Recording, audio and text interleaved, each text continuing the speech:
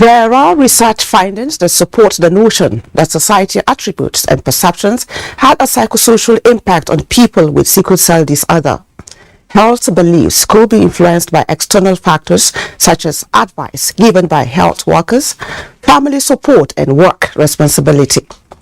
Psychological issues for people with sickle cell disease and their families mainly result from the impact of pain and symptoms on their daily lives and society attitude and those affected. There's considerable variability in the ability of people with sickle cell disorder to cope with their condition. People with the disorder experience different levels of health, and such variations can lead to differences in psychological functioning. Some people cope relatively well, attend school or work. This is our focus on this week's episode of Health Options, the program that not only tracks government policies on health, but helps you with the information you need to make informed choices about your health. Thanks for joining us on the program. I am Rabi Abdullah. Our complimentary segment, Nature Scanner, brings us important tips on how sickle cell sufferers could cope with the harmattan so it doesn't take a toll on their health. Curious about how government policies on healthcare are faring? Do you enjoy learning about wellness concept and the many options available? Then watch Health Options on the NTA. Mr. President has led by example. Take the COVID-19 vaccine. Somebody can say, oh, I woke up this morning, I felt some tingling in my hand, some weakness, my face was, I couldn't speak well. That's a warning stroke, and it shouldn't be ignored. The carrots contains carotene. Tomatoes is a colored plant. It has carotene. Pepper has carotene. 50% of our diet should be green vegetables and fruits. Join leading experts on both orthodox and alternative medicine for all the enlightenment you need for a healthier you. Thanks for joining us on the program. I am Rabi Abdullah.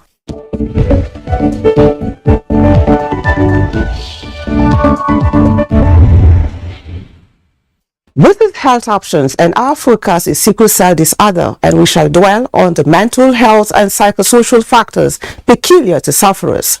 My guest is a sickle cell warrior who have not only surmounted the odds but given back to sufferers, particularly the less privileged. His name is Shehu Olaita Mohammed, founder Some Sickle Cell Foundation. Thanks for coming on Health Options. Shehu. Thank you very much, Rabi. It's a pleasure. Yeah, it's a pleasure to have you join us. Thank you very much. Okay, without wasting much time, if you don't mind just telling us how old you are. How old are you? Now I'm 56 years old. 56? Yes. Wow, I had to start on this note of the age. Yeah, on this I know note, because yes. of the peculiarity. Exactly. And sometimes and myths. Yes, exactly. That's what myths. Yeah. About the part that sickle cell warrior, they don't go beyond 18, they don't go beyond 21. 25 and all of that. Which all these are myths really. But thank God you're above 50 and yes. even heading towards 60. Nice to know that. Yeah, nice to know. That's quite encouraging, I must say. Yes. So, share your story briefly. Yep. How has it been? I've had guests here. Some said they grew up outside the country. They grew up outside the country, yes. where you had health facilities that met their needs and all of that. Yes. I don't know. Since you're so much interested in the affairs of the less privileged sufferers, let's start with how has your story been like? What is it like? Well, for me, just like any other Nigerian child, in my family, we have 4 males that all of us are SS, that's sickle cell warriors. My mother had 4 of us, but as God will have it, only me survivor. One of us died in childhood. 3 of us survived to adulthood, but 2 of my brothers, one has 2 kids before he died. The other one was in his 3rd year in the university when he died. But thank God I am here today. Growing up as a sickle cell patient in Kaduna then, just this normal up and down of crisis, hospital visits, I can say, if I have to count it, from when I was discovered to be a sickle cell warrior, that at the age of 10 to maybe when I was 50, I must have been in the hospital more than 200 times on admission. That's the reality. Of course, going to school, I school in the south, and there's this myths that sickle cell, they are abiku, they are obanje, all this type of stigmatization, we have it, and people look at you as if you are less human. But for me, I have something that works for me, and that is the family. I have the family support. In all fairness, my family were a great support to me. My parents, my uncle, and the one that I stay with in Ibadan, they are very supportive for me. This has been the story. And when by the time I get to the university, friends were there also to support. And I have access to health care. I must confess, I have access to health care. Really good to know that. Yes. You know, this perspective that we're looking at is quite interesting. Mental health, psychological, psychosocial factors, and all of that, which you are really, really interested in, and you're pushing, which you know is the reason you are here.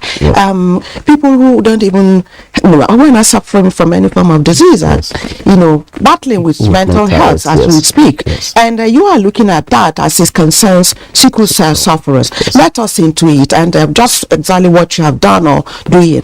Yes. Well, what is your foundation? Yes, the issue of mental health is one thing that sometimes we overlook for sickle cell warriors, because the emphasis is always on the physical pain that we are going through, but not the fact is that we still have many of us going through mental health issues, depression, and all what. Even some of our caregivers. Imagine a woman, the husband just abandoned her because she gave birth to sickle cell warrior. How will the woman feel? The child, which was not fault of hers, because it takes two to tango. It's AS and AS coming together that produce. But the man will just abandon the woman. The woman will go through raised stress and mental issue. Imagine a situation in which you have your child or children on admission, and you just fall into depression at that period, and you have to be admitted. So you can just imagine how it will feel for the woman. So that's why we thought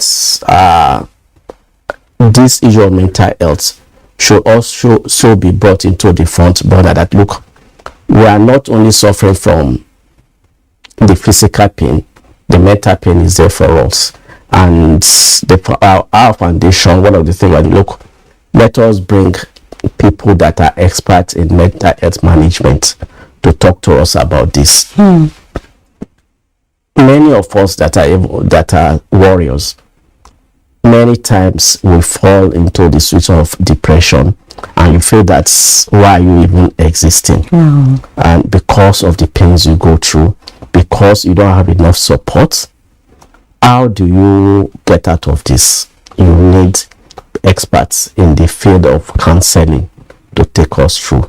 That's why we at Some Sickle Cell Foundation, we believe that we need to address this issue, and it's one of the things we are looking at incidentally, we're even having a dialogue on that, which will be having many experts to talk on this issue, mental health, and other issues that concerns us. Okay.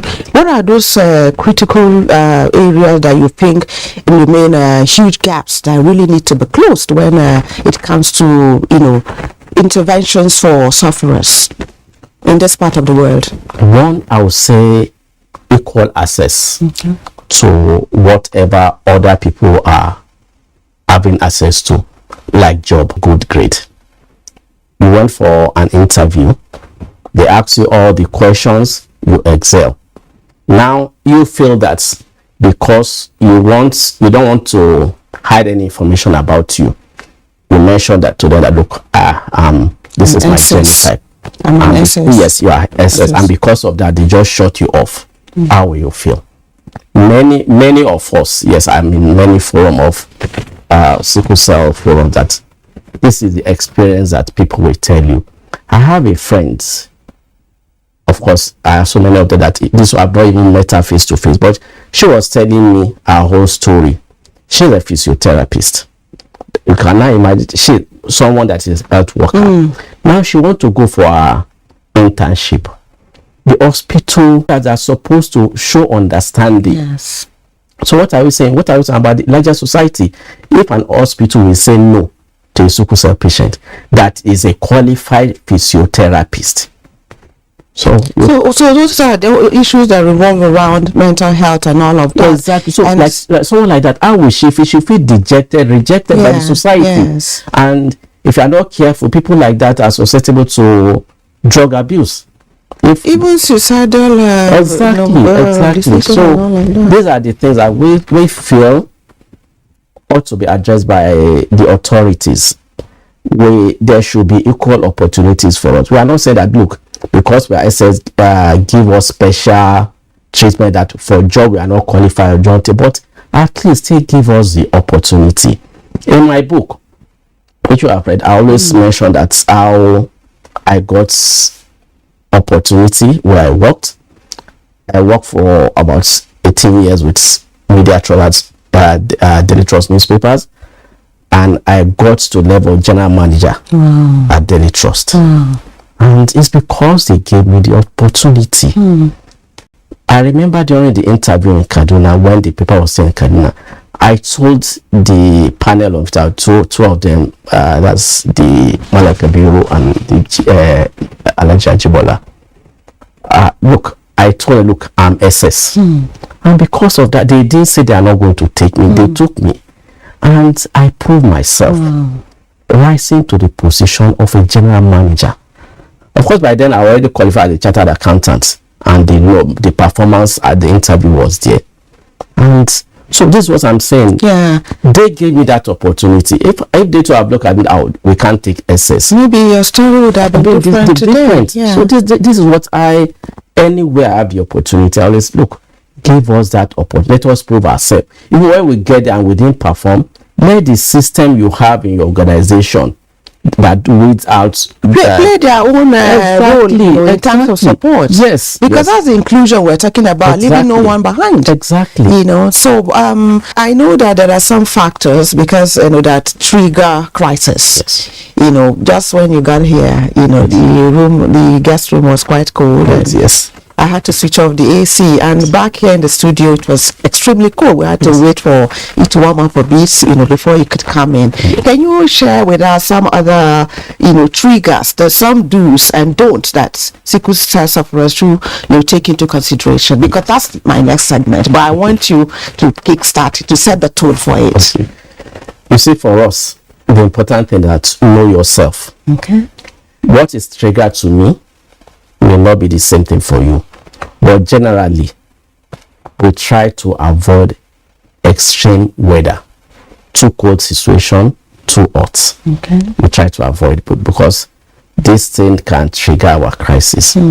Our lifestyle is very important. I can't say because Rabi is my friend and she's the partying type, I have to join her all night party. I can't do that because I know the stress will trigger me. I remember when I was in the university, my friend, let's go to this show. Like just go, and at least for you to know that you have been there. Now look, if I go to a show for one night, to socialize. Exactly. Then I now spend the next 1 week in the hospital. For us, we must know that some lifestyle are not just for us. Alcohol, smoking, all these things are not for us. Wow, you would an expert already. So maybe just save the rest for the expert that would tell Nigerians more on what, especially now that we're in the Harmattan season. Yes, we know that dryness could trigger something the period that one of the period I always care of, really. Okay. Yes. Okay. Thank you so much, Shehu Olaitan Muhammad, for coming on Health Options. It's our pleasure having you, and I hope you keep up the good work by helping citizens, especially the less privileged among sickle cell sufferers in the country. Thank you very much. Okay. I appreciate the opportunity. All right. Thank you.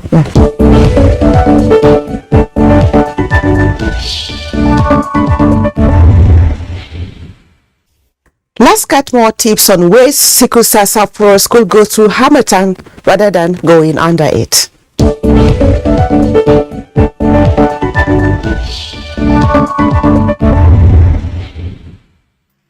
Red blood cell oxygen. The typical shape for red blood cell is what we call concave. It is concave in shape. With that kind of shape, it is kind of flat and has a large volume to carry a high capacity of oxygen. However, due to genetic malformation of the red blood cells, it takes the shape of a sickle. I think you know what a sickle is. Like the shape of a sickle, put in simple word, is like a question mark sign. That is sickle shape. So with this kind of shape, you see that the volume is, the structure is abnormal. The volume has, reduced in terms of oxygen carrying capacity. So when there is oxygen deficiency of, oxygen, or what we call hypoxia. In other words, you can also say that sickle cell is a hypoxic disease. That is said that the body lacks the ability to carry enough oxygen. That is why you have, genetically, you want to look at it this way. You have two forms of DNA, that is the deoxyribonucleic acid, formation. You have what we call the SS, that is the full-blown sickle cell. There had been a genetic malformation of the red blood cells, especially the part of the red blood cells that is known as hemoglobin. Hemoglobin is the pigment that carries, oxygen in the red blood cells. And if the shape isn't right, then it is not able to carry. So I'm going to be emphasizing on cellular hydration. It is very, very important, especially for this time of the year, for us to take enough water, to be taking enough water. Not just on this type of the year, we're usually advised to take 2 to 3 liters of water daily. This is because water is needed for our body functions. Water is needed for blood to actually circulate and then move properly. Water is also needed to even cause detoxification. It is when we hydrate very well that when the general circulation goes through the kidneys, that the kidney now sieves out and remove some of those wastes. Without water, how would the waste product be removed? So in summary, key to that is to say that they need to be well hydrated. And at this time of the year too, because the environment has actually changed, you have a lot of dust, you have a lot of other pollen, this is that have actually were exposed to, especially people whose body is immunologically compromised. That is to say that the immune system is really challenged.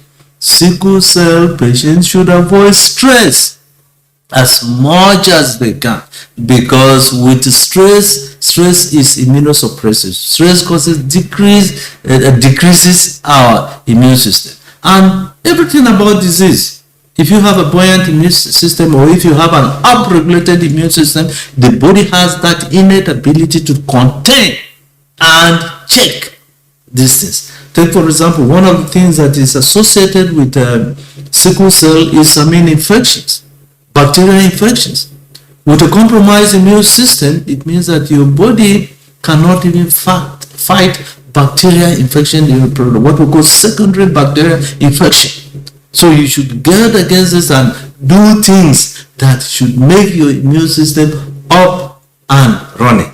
And of course, the role of the ability of the body cells to utilize oxygen is very important, what we call oxygen utilization. So it's not only enough for us to breathe oxygen, but it is very, very pertinent that the oxygen that we're taking is able to move and circulate around our body to go to body tissues and then cells, where it will be used in production of ATP. That is what we call the energy currency. Because of that genetic deformation in the shape of the red blood cells, the individual is already compromised because the carrying capacity for oxygen is already compromised. It carries a smaller volume. So some of these drugs that they use is to help in and improve in the oxygen supply to our body cells and organs of sickle cell patients.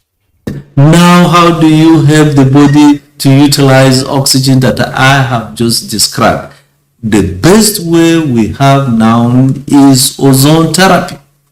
Ozone is a supercharged, oxygen.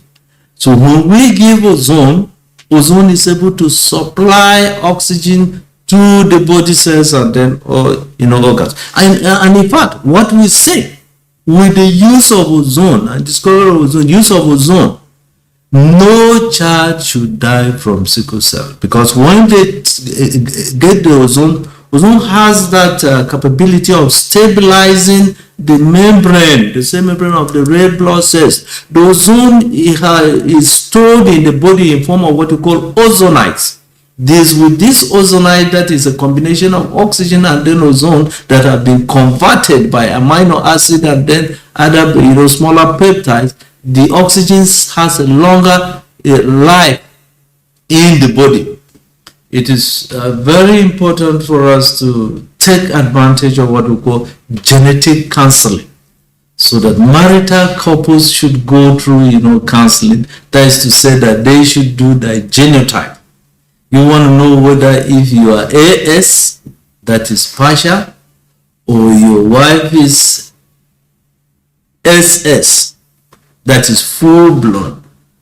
And even with AS and AS, that is say you are AS and your wife is AS2, the chances are 50-50 that you're going to born a full blown child, baby, that has the combination. AS, when you just look at it, two AS, if they combine, the probability is to get AA, the probability is to get AS, and the probability is to get SS.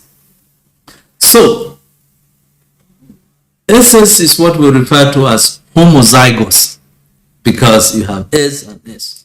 That patient, if you born a baby like that, is a full-blown sickler. The chance, he would really have it really rough. Now, what could make someone set out on a journey and not get to his or her destination? Now, imagine the victim who cannot reach out to these responders, who doesn't even have the phone to reach out. Hello, thank you very much for joining us on platform. I'm Ruth Aguen. The girl, especially if the girl is a minor, she's not yet 18 years. If she gets pregnant, realize that such girl is sent out of school and the boy is left in school. Just to pick the call. So how much sensitization is there, Paris? I don't agree. A lot of people are just deaf.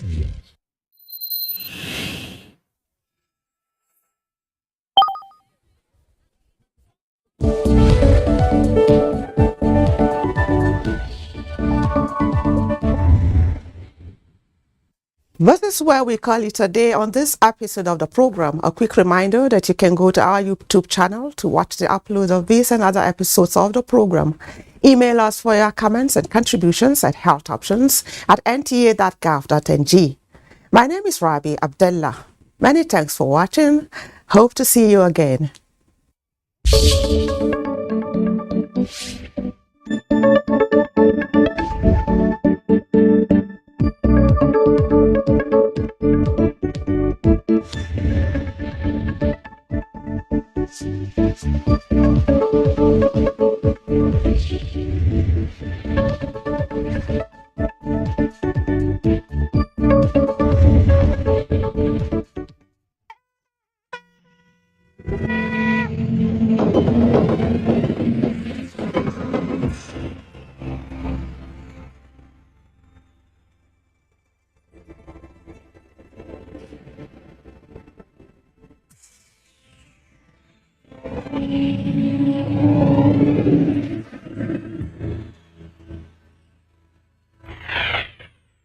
NTA, you can't beat the rich. Your son-in-law is a criminal, and my job is to take such off the street of Nigeria. Nigeria's movie industry is becoming a force to reckon with, growing its fan base from 20 million in 2003 to over 100 million. Africa has stories, Nigeria has stories, because you always hear, but the filmmaker makes you see and feel. It's better for you to tell a Nigerian story today and let the world see than trying to do a film like an American film. The creativity in the storytelling is attributed to how Nigerians embrace diverse stories. In an accessible way, they utilize English, Pidgin, and other Nigerian dialects. Oh baby. Oh baby. Okay. My name is Telly Ombajo Arias Redis Milo. I sit down there, I see you, you fine oh. So I come we'll do friendship. So You see us. Don't you recognize your class when you see one? The storylines have shown that we are possibly in need of each other. The creative industry in Nigeria is acknowledged and recognized throughout Africa. In spite of this, some say the movie-making industry in particular is not providing enough opportunities for highly specialized talents and skill sets. This medium is very technical. Now you have a good story, you have good actors. How are they captured? You use light and camera position to create mood. You know, the image speaks louder than words. If I want to portray that somebody is depressed or is not happy, he doesn't need to tell me in his language that he's not happy. If he said he's not happy in his language, I need somebody who understands his language to tell me what he's going through. But effectually, by camera position, by lighting mode and environment production design, I can tell that this person is depressed or is not happy. If I pick that image, I go to take it to anywhere in the world, they will know that this person is not happy. The question now is, can the Nigerian movie industry compare favorably internationally? Perhaps with more originality, more reality, better scripting, and more training locally and internationally. The Nigerian movie industry can move higher still. Gabriel, us. What are you looking for? Finding a measurement. Come here. Can we be friends? Just.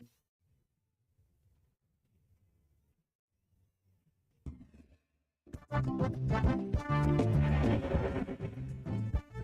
there's the start.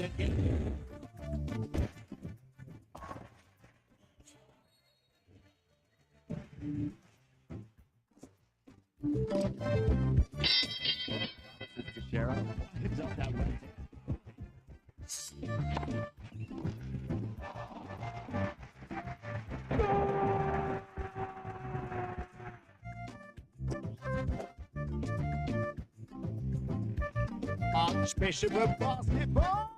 Go! He hung on that net like a stork up a tree. NTA Sports 24 brings you all sports, all time and all day. Tune in to watch NTA Sports 24 on Star Times Channel 270, Star Sat on Channel 434, and Green TV on Channel 731. NTA Sports 24, where sports thrive.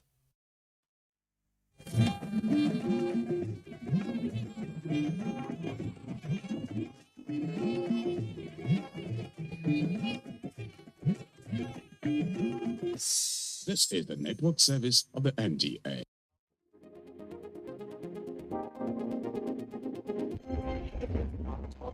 Is a mustard seed. Then nurture it, water it, grow it into that tree in your rainforest. We will be highlighting one of the prevalent social issues in our society.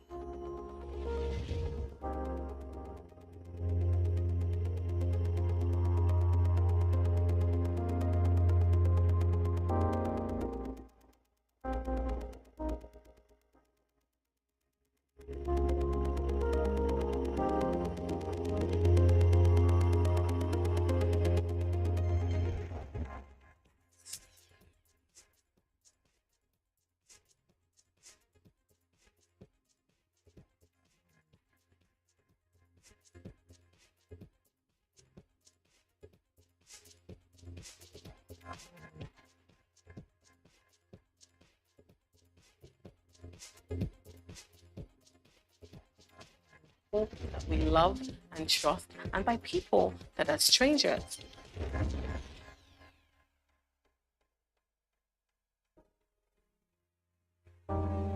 If you capture merchandise, a healer, not a swindler, the hero, not the villain, how? How did you get the funds for that project, endeavor, venture? Do you understand the assignment? The assignment to leave your footprints through time, make it a beautiful impression.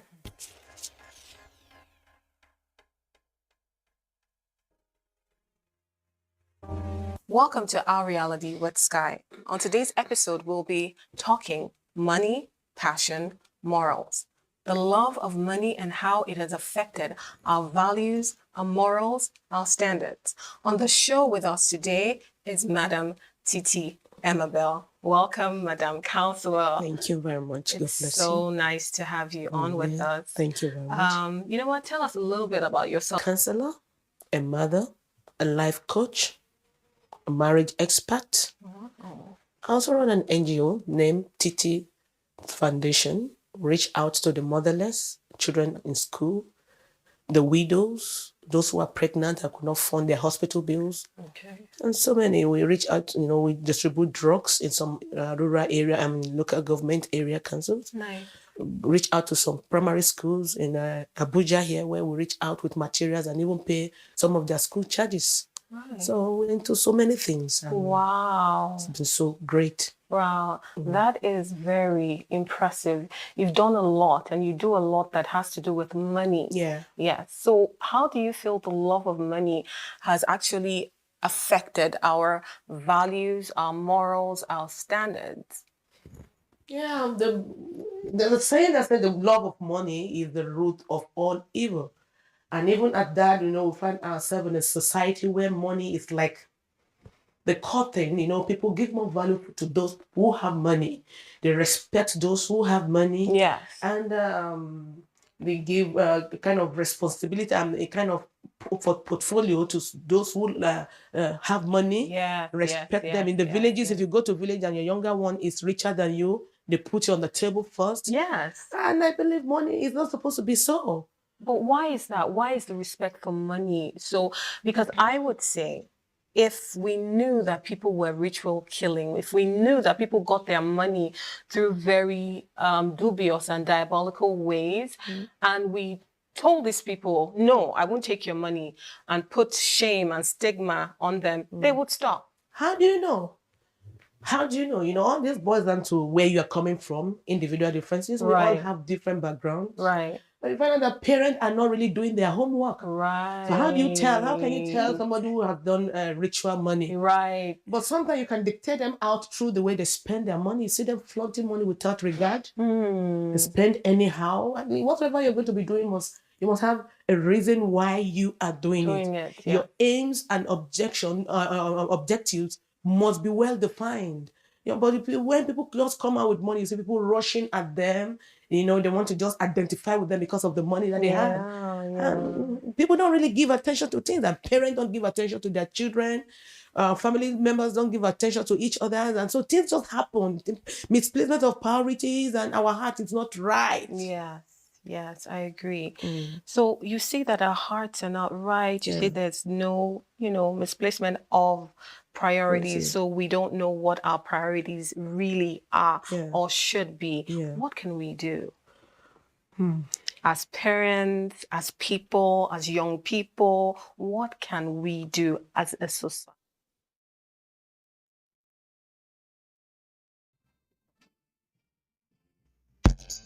This is the network service of the NTA. We now join our outside broadcast crew for a live telecast. Please stay tuned.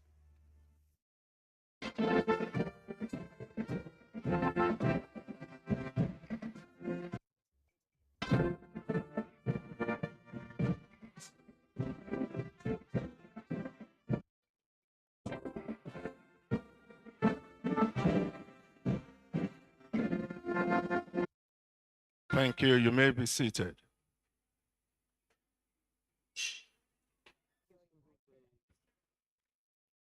Honorable Minister of Information and Culture, Alhaji Lai Mohammed, Honorable Minister of Water Resources, Engineer Suleiman Hussein Adam, National Society of Engineers and FA Engineering, Permanent Secretary of Information and Culture, Mrs. Lydia Shehu Jafia, MNI, Permanent Secretary, Minister of Water Resources, Mrs. Didi Esther Wasinjak, MNI, to Mr. President attached to the Office of the Honorable Ministers, Chief Executive Heads of agencies and parastatals under the Ministry of Information and Culture and Water Resources, directors of both ministries, editors, bureau chiefs, ladies in the media, very distinguished ladies and gentlemen. I want to formally welcome to the 7th edition in our series of PMB Scorecards 2015 to 2023. This platform opportunity for ministers of the Federal Republic to share their success stories in terms of progress reports and achievements in their various sectors under the present administration. This platform also provides an opportunity for the media that sets agenda on matters of to ask questions and get clarifications where necessary in the interest of the general of the Nigerian people. I welcome you all to this series and I thank you for finding time to be with us. Let me inform this series is being beamed live by the Nigerian Television Authority, Federation of Nigeria, Voice of Nigeria, and is being streamed live via platforms of the ministry, Facebook and other social media platforms. Ladies and gentlemen, I welcome you and thank you for finding time to be with us. With the kind permission of the Honorable Minister, let me quickly recognize some of the chief executives that are present here today. We have the DG and Nigerian Television Authority with us, Malam Abdulamin Salihu Dembo. Thank you so much for coming. Also with us, we have the DG Federal of Nigeria, Dr. Mansour Liman. I welcome you, sir. Thank you so much for coming. We have the Managing Director and Chief Executive of the News Agency of Nigeria, Uki Ponle. I welcome you. Thank you. We have the Executive Secretary, Mr. Francis Nwosu. I welcome you. Thank you so much.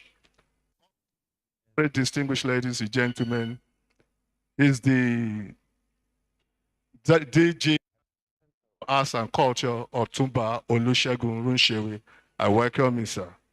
Also with us, the DG National Gallery of Arts in the person of Mr. Ebiton William Ivara. We equally have with us DG Nahoto, Malam Soni Nura. I welcome you. Very distinguished ladies and gentlemen, I want to believe Chief Tumba is representing the DG NTDC. I welcome you. Very distinguished ladies and gentlemen, let me quickly run you through. The man with a distinct feature, you can easily see him out. Sunday, NSC Ododo, General Manager and Chief Executive of the National. You're welcome, sir. Thank you so much. Very distinguished ladies and gentlemen, let me quickly run through this. First, the Honorable Minister of Information and Culture, who and Chief Moderator of this event, will give an opening remarks. After, Honorable Minister of Water Resources, Engineer Suleiman Adamu, will now move into a very important aspect of this engagement, the question and answer section. It's to the gentlemen of the media, when we get to this segment, please, to speak You tell us your name, the media organization you are representing. You restrict your questions or your comments to the issues to be addressed by the Honorable Minister of Water Resources. We equally appreciate if you are decent enough in the. I want to thank you for your readiness to cooperate with us. At this point, very distinguished ladies, it's my pleasure to respectfully invite the Honorable Minister of Information and Culture, Alhaji Lai Mohammed, give his opening remarks. Honorable Minister, sir.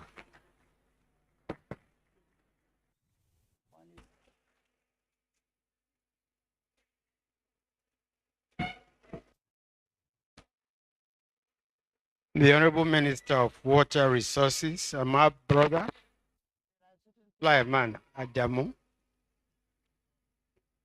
the Permanent Secretary, Minister of Information, Mrs. Lydia Shew-Jafia, MNI, the Permanent Secretary of Water Resources, Mrs. Didi Esther Walson-Jack, MNI, the Special Assistant to the President of Media, Mrs.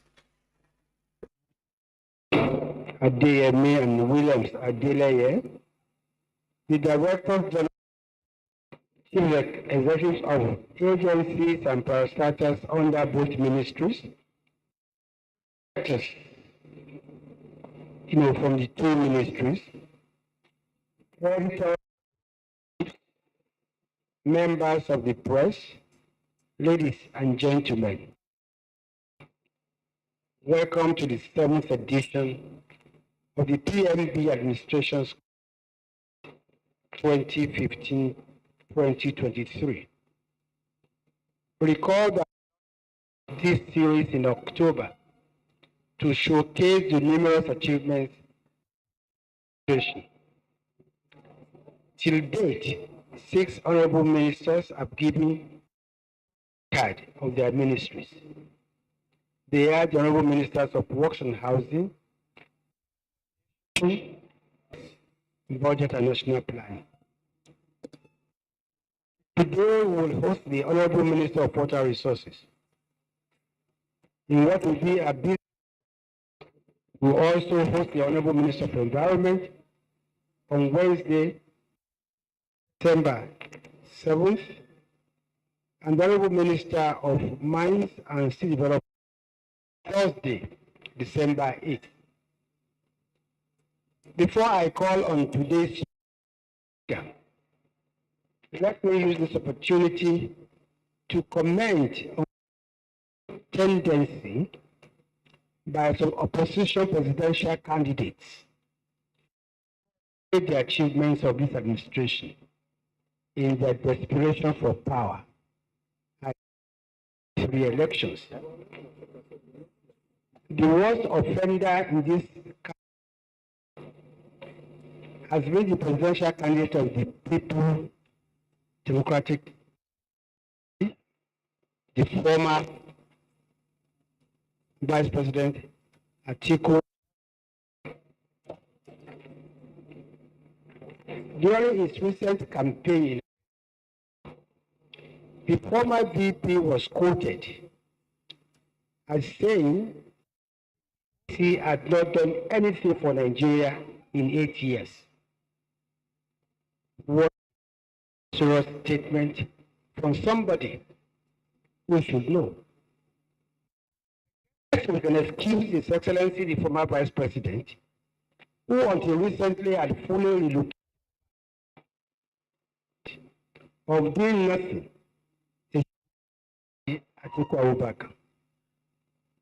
This is because for the 16 years, 8 of which Alhaji Atiku Abubakar was Vice President, no motorboat road to the former VPC hometown, and indeed government in the southern senatorial zone that served as Adamawa and economic nerve center under the government of President Muhammadu Buhari. Today, gentlemen, the Mayo, Belwa, Jad, Tungo Road, has been constructed fully and is the road he uses to get to his hometown of Jada.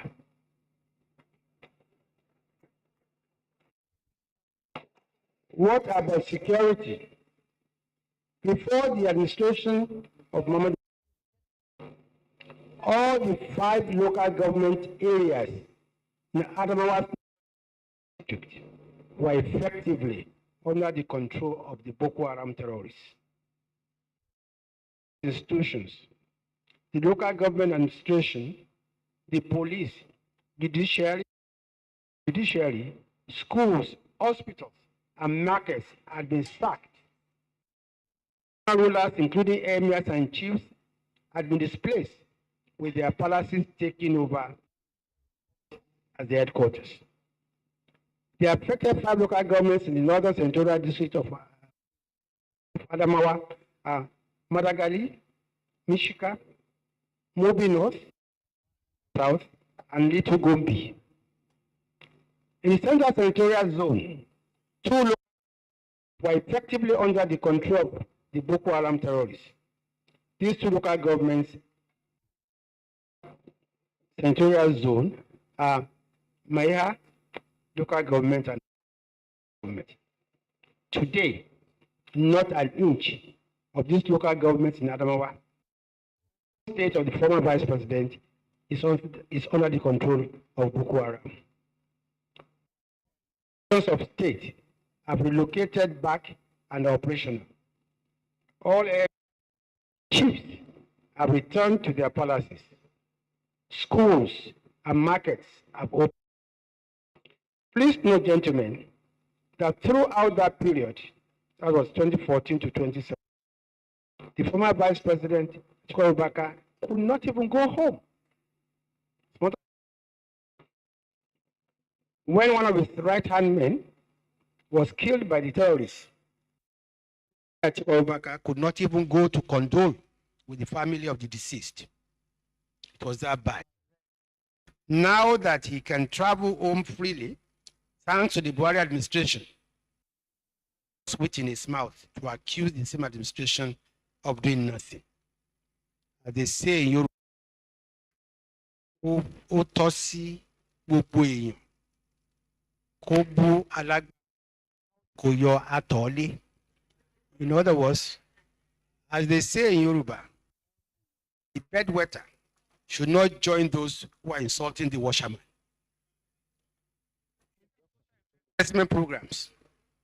There have been 29,461 beneficiaries state alone of the Empower program of the Buhari administration.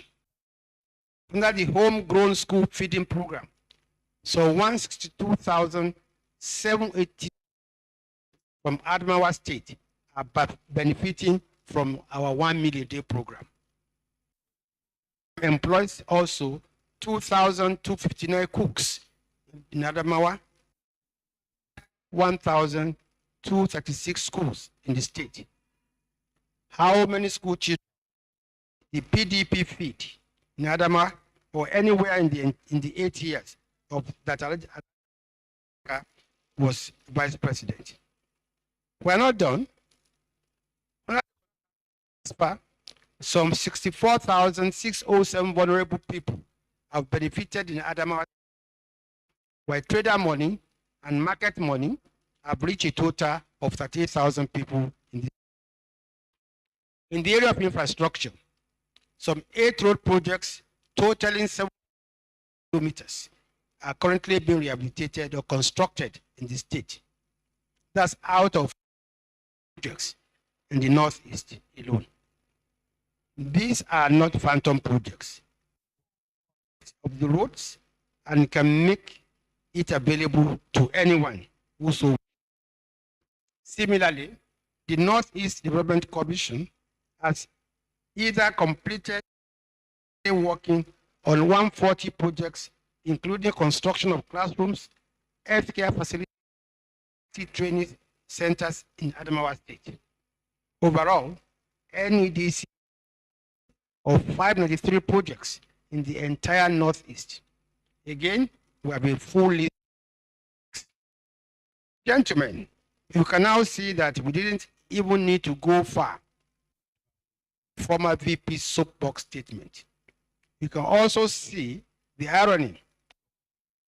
Who held the #2 position in the country for all of 8 years, but could not positively impact his own hometown, state or region, now condemning an administration that has made it to even access his hometown anytime he flies in from his new hometown of Dubai.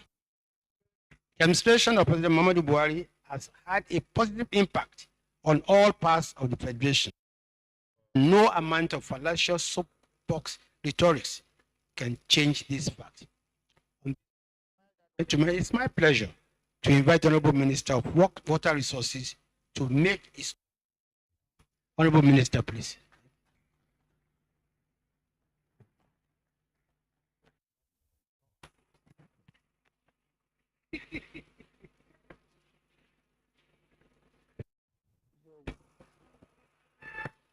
Thank you, my Egbo.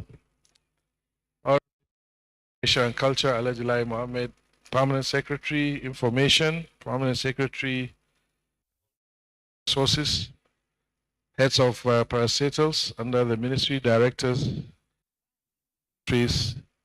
distinguished members of the 4th SS of the realm, ladies and gentlemen, good morning.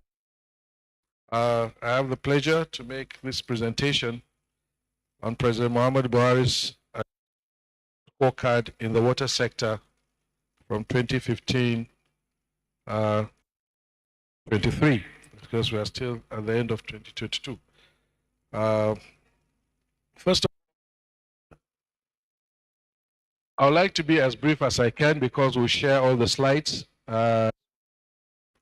You can extract all the information you want to, but there's a brief outline.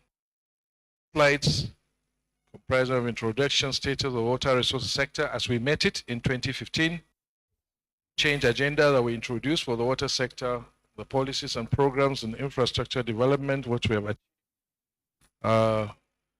And also a slide, a small section on job creation.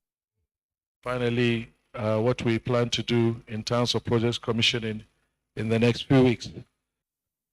Ground, the water sector, I think people have a lot of misunderstanding in Nigeria generally of the water sector. The Water Resources Ministry is not a water supply agency. It's a ministry responsible for the development of water resources of the country. So our responsibility, development of a framework towards making a water sector, towards making the water sector for food security, job creation, water supply, sanitation, as well.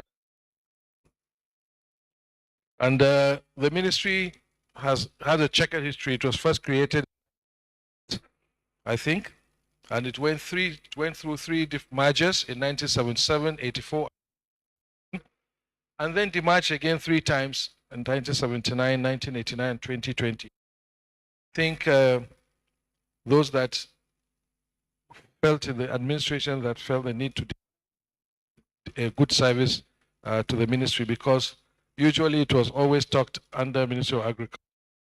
And I think the issues of fertilizer and other things and inputs actually deshined the ministry. So to a lot of people in this country, the Ministry is just one of those ministries, not realizing the very, very critical contribution to development.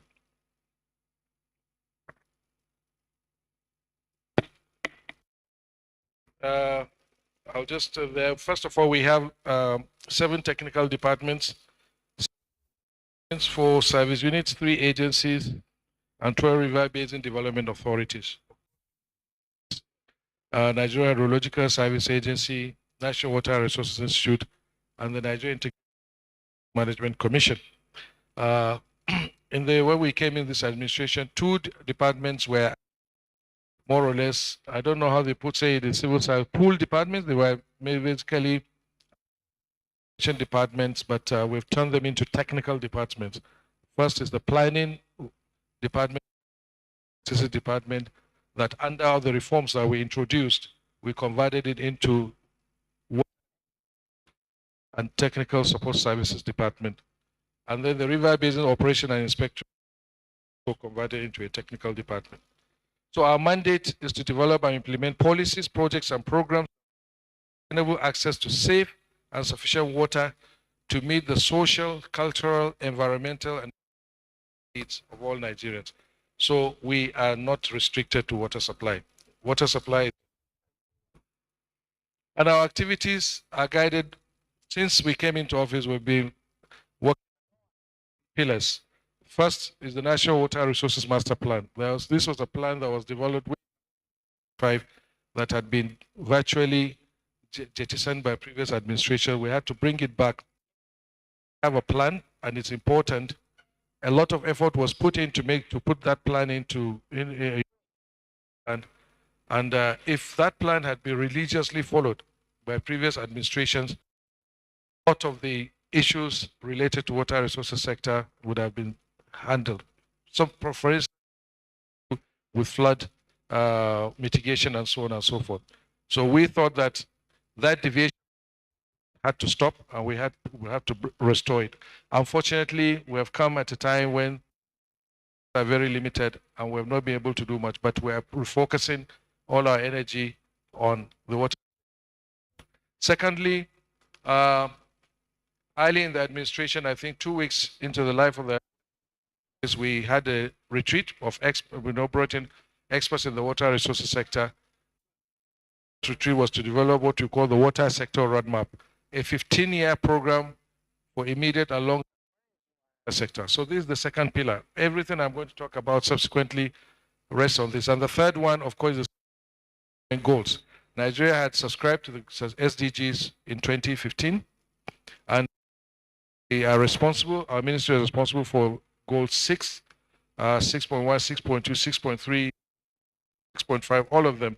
And we felt that whatever we're going to do going forward must also come with the objectives of the Sustainable Development Goals.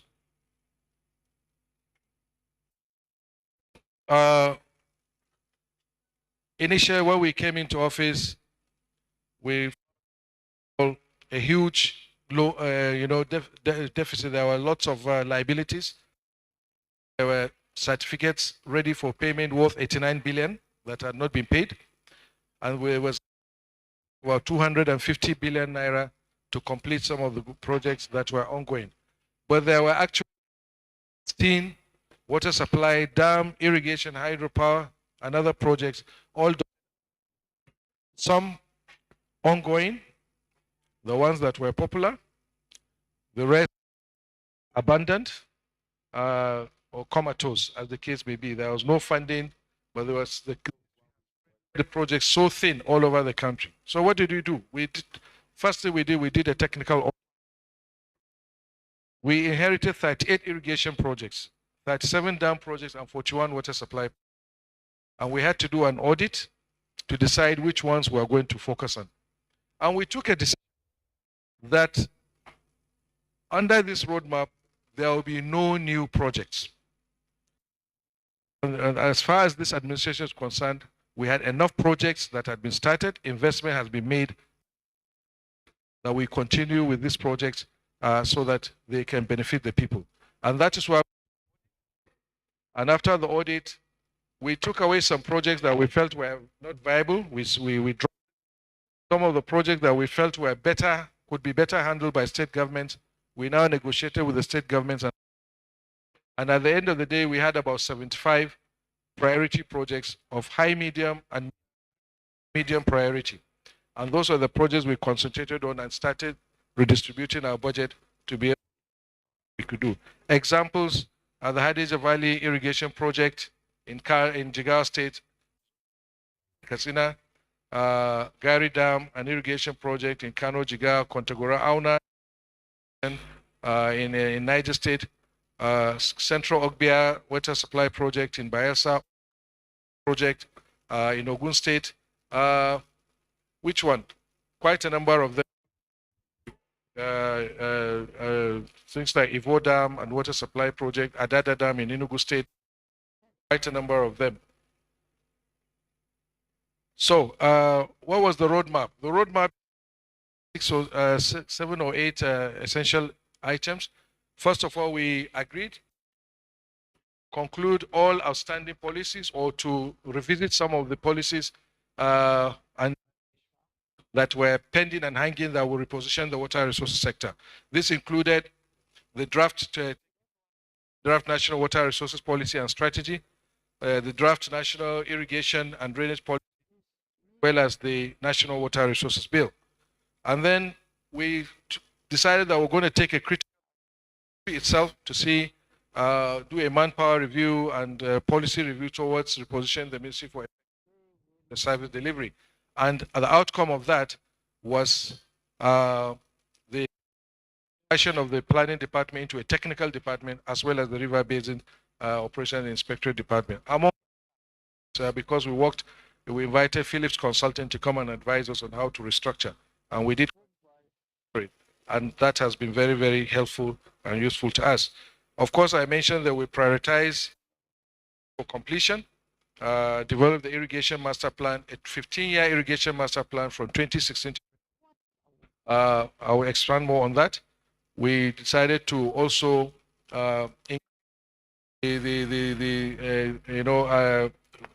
preparing for the project, the dams that have power, so that we could complement the efforts of government towards energy sufficiency. We also decided to set a new program on sanitation towards meeting the Sustainable Development targets. We developed a blueprint and utilization of the River Basin Development Authorities. They were just dead. They were implementing agents, doing procurement, doing nothing to support agriculture and farmers. Very little aspect in terms of rural development. We had to reposition the river basins as well, and I will speak about. And then we looked at strategies on how to create alternative sources of, because as you know, this one of the main reasons why this project could not be completed of budgetary constraints. Along the way, we have developed several policies and programs to ensure sustainability of programs and projects in line with the Water Resources Master Plan and the SDGs, and of course our roadmap. So I have a couple of things here. First, the intermediate long-term strategies for the water sector is one of the first to the roadmap approved by President Buhari in June 2016, and that's what's been the basis of that we've been doing, along with the National Water Resource Policy and Strategy that I mentioned, and Drainage Policy and the National Water Resources Bill. These three were approved by the Federal Executive Council as early as in the same year, 2016, we came up with a new program, water supply and sanitation delivery in the country, which we call PWASH, Partnership for Expanded Water Sanitation. And then we also, that same year, launched our new elimination of open defecation in the country by 2025.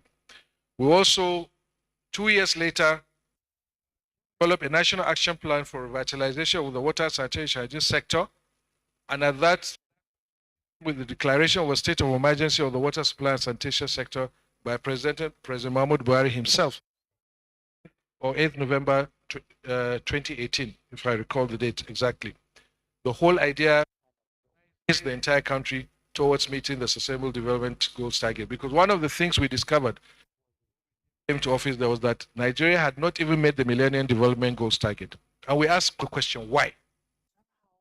And we realized it's a combination of things. We're relying solely on budgetary allocation, and that would not work.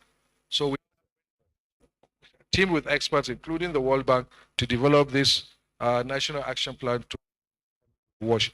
Also, one of the key things that prompted us to do this was we had a diagnostic report of 2017, which showed that in 1992, 30% of the population enjoyed pipe-borne water. But as of 2015, the number of Nigerians pipe-borne water had dropped to 7%. It was incredible. When we should be moving forward, came to realize that from 1992 to 2015, the situation has just been country has been sliding. So we call it a wake-up call. And that was what brought about the, this National Action Plan for Revitalization.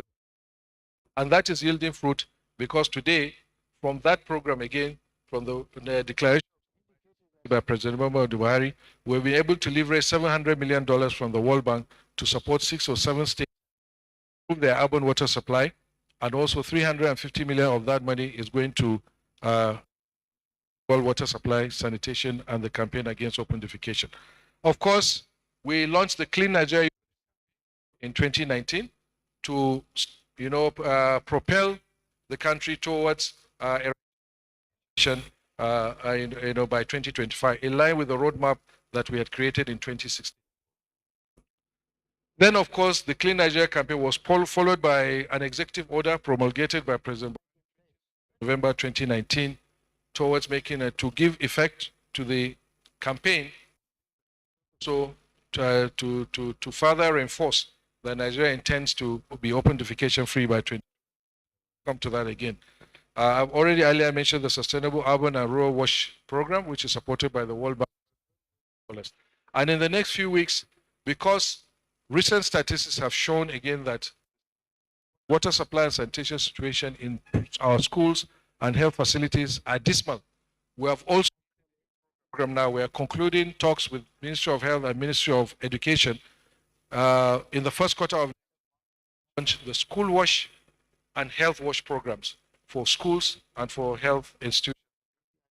We'll start, of course, with supporting federal institutions, but we're going to be working with the private sector, adopt the toilet, and anything that the private sector and foundations can do to support the government, because government resources alone will not do the work.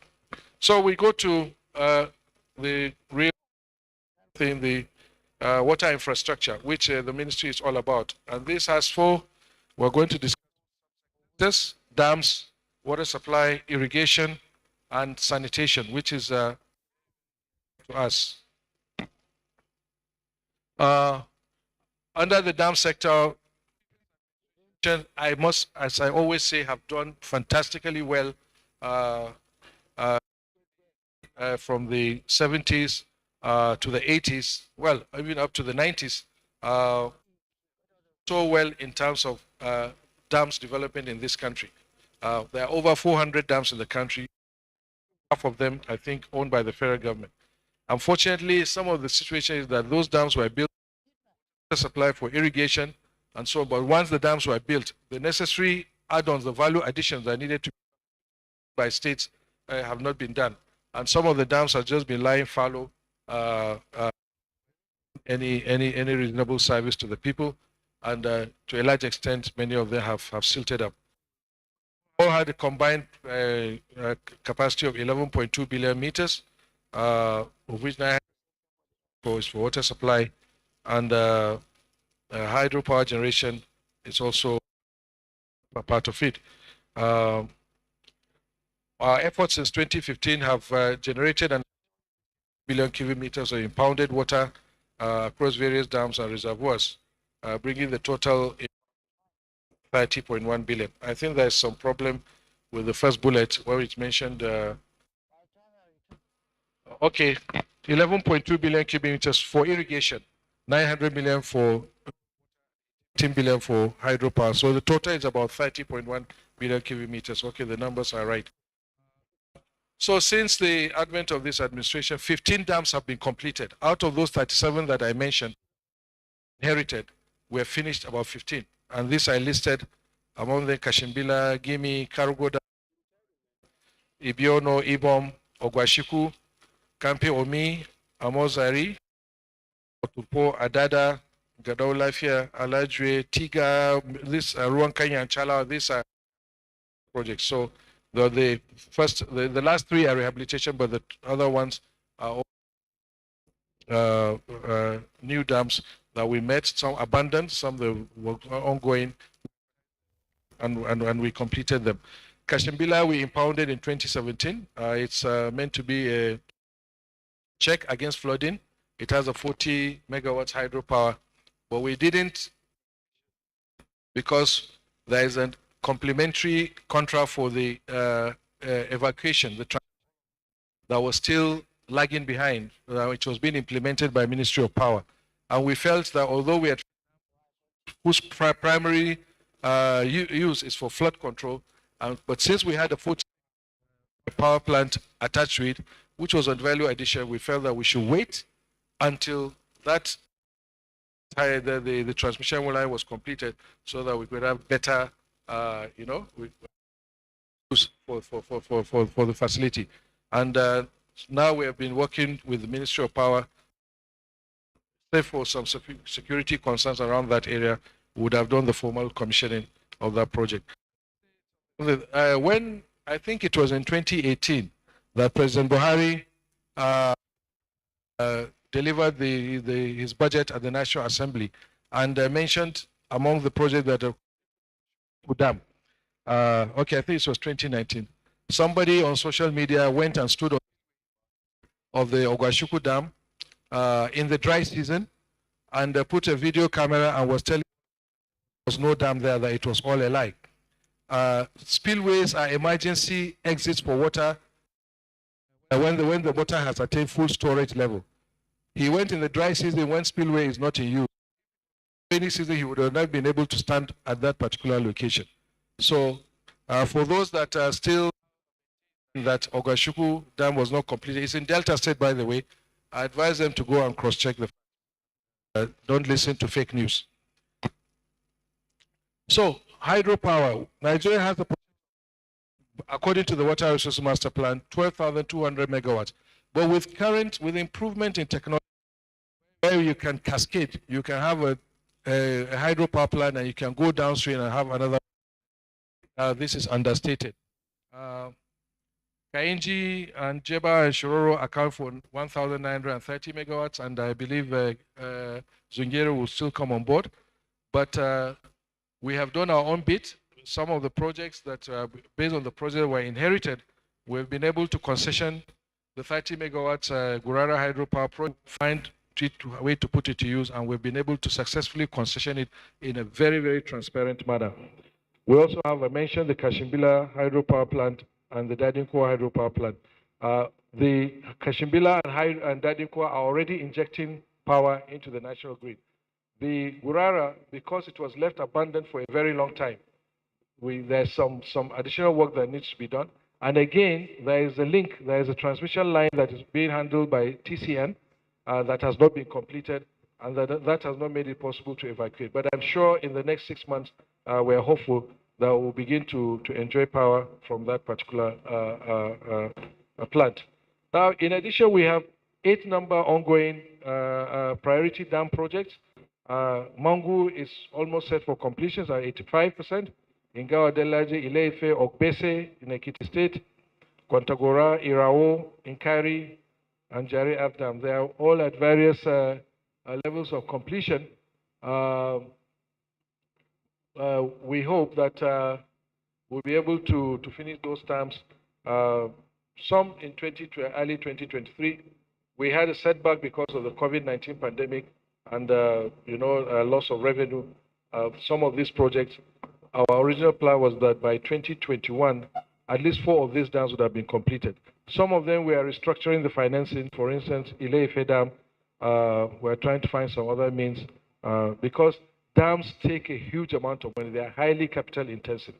And you don't start too many dams at the same time. That's why I think previous administrations have been able to, they just spread themselves too thin, and this dam could not be completed. So we have refocused. We have kept some at bay so that we can conclude, we can finish some of the top priority ones. And then in fact, we have like a plan up to the year 2025 and beyond. We have selected the dams that we can finish within the life of this administration, those that can go into 2024, 2025, and even way into 2030. Unfortunately, there's nothing we can do because our predecessors bit too much more than they could chew. The hydropower projects, we have initiated about 11 new ones. Gurara 2, 360 megawatts, Kiri, ETC, Bawarku, Makodi, Katsina Ala, Farurua, Manya, Tede, Mangu, and Lokoja. But what we've done, in line with our roadmap, where one of the items, the last item on our roadmap was we have to create new ways of funding projects. We cannot just do this project from budget. It's practically impossible at this point in time. So all these projects, they are going to be on BOT, build, operate, and transfer. We already have, for many of them, the outline business cases have been done. We're working with in conjunction with Infrastructure Concession Regulatory Commission, and they are almost all of them are being driven by the private sector. We hope that investors will come, will concession the process to them. They will build, they will operate and transfer, and that saves a lot. So it's a PPP arrangement. All these 11 projects that we're talking about, but a lot of the studies are going on. Outline business case have done. Some are almost at the point of final business case. So we go to the irrigation sector. As I mentioned earlier, we have developed a new national irrigation program, National Irrigation and Drainage Program 2016 to 2030. And the idea behind that, Nigeria has a potential of 3.14 million hectares of irrigation. 1.8 million hectares within the Niger and Benue basins. And when we came into office, only under the federal government inventory, just about 60 or 70,000 hectares of irrigation was being cultivated. Just about 60 or 70,000. So based on the plan, we said, okay, we need to increase, if we're going to make anything, if we want to really impact, we want irrigation to make impact on our economy, by 2030, we should have at least almost 50% of the irrigation land being cultivated in this country. But we know we cannot, as government, do 1.5 million hectares. So we introduced this program.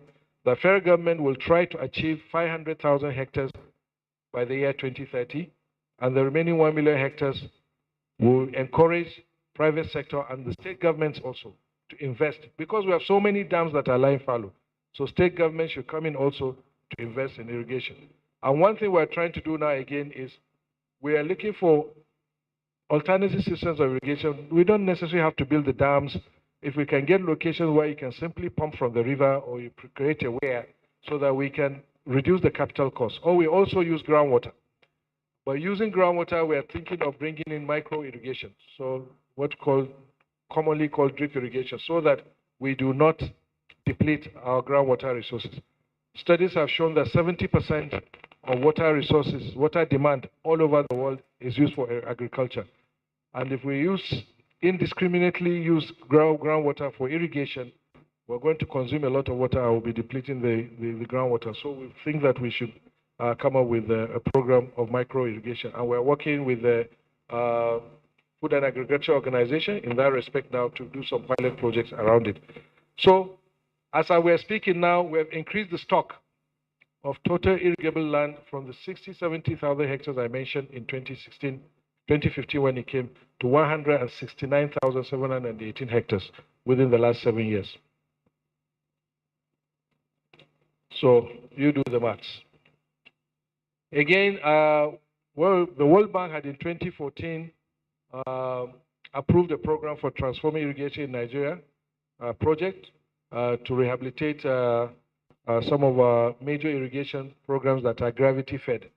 Bakolori, Goronyo, Kano River Irrigation Scheme, Hadeja Valley Irrigation Project, and Dadinkowa. There were 5 of them were selected. But the project could not take up because there was counterpart funding. President Buhari, in March or April 2016, approved 5 billion naira as first counterpart funding for this project, and that's what kickstarted the project.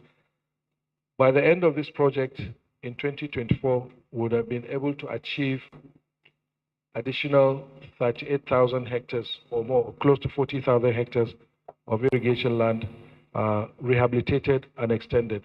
Kano River Irrigation Project is almost completed, maybe by January, February next year. Hadeja Valley Irrigation Project was started during the Shagari regime. When we came in, it had only 3,000 hectares and all dilapidated. We have been able to rehabilitate the 3,000 hectares and added 3,000 hectares to the stock. So now Hadeja Valley project is completed 100% and is ready for commissioning by Mr. President anytime soon. So a project started in maybe 1980, 81, finally completed this year. You can see some pictures of some of the canals, some of them. We have done, I will mention other projects as we go along. These are pictures of Trimin. The Trimin program, we're empowering farmers. We are creating water user associations so that that's a highlight, a big element of this project is that federal government and even state governments, maybe if they choose to follow the Trimin way in future, will take responsibility for the dams, the headworks, and the major irrigation canals, and will strengthen the farmers through water user associations to, instead of paying water tariff to the agency, maybe they will pay a little money, but the bulk of the money they will collect and use it to maintain the secondary and tertiary irrigation infrastructure. This is the style that's been working in many, many countries, especially in South America, and adopted with it. And also, we have partially completed 2. We've been able to, this Middle Rima irrigation project, I think, was started in 2002 or 2003. It's still ongoing. We've been able to take it to about 75% completion, over 3,000 hectares completed. But for the security challenge, it was one of the projects that we targeted to complete by the first quarter of 2023. But the contractors are very, very committed, and we've beefed our security around the area, and we're working very hard to see that this project is completed. The other one is Gary Irrigation Project, also another project that was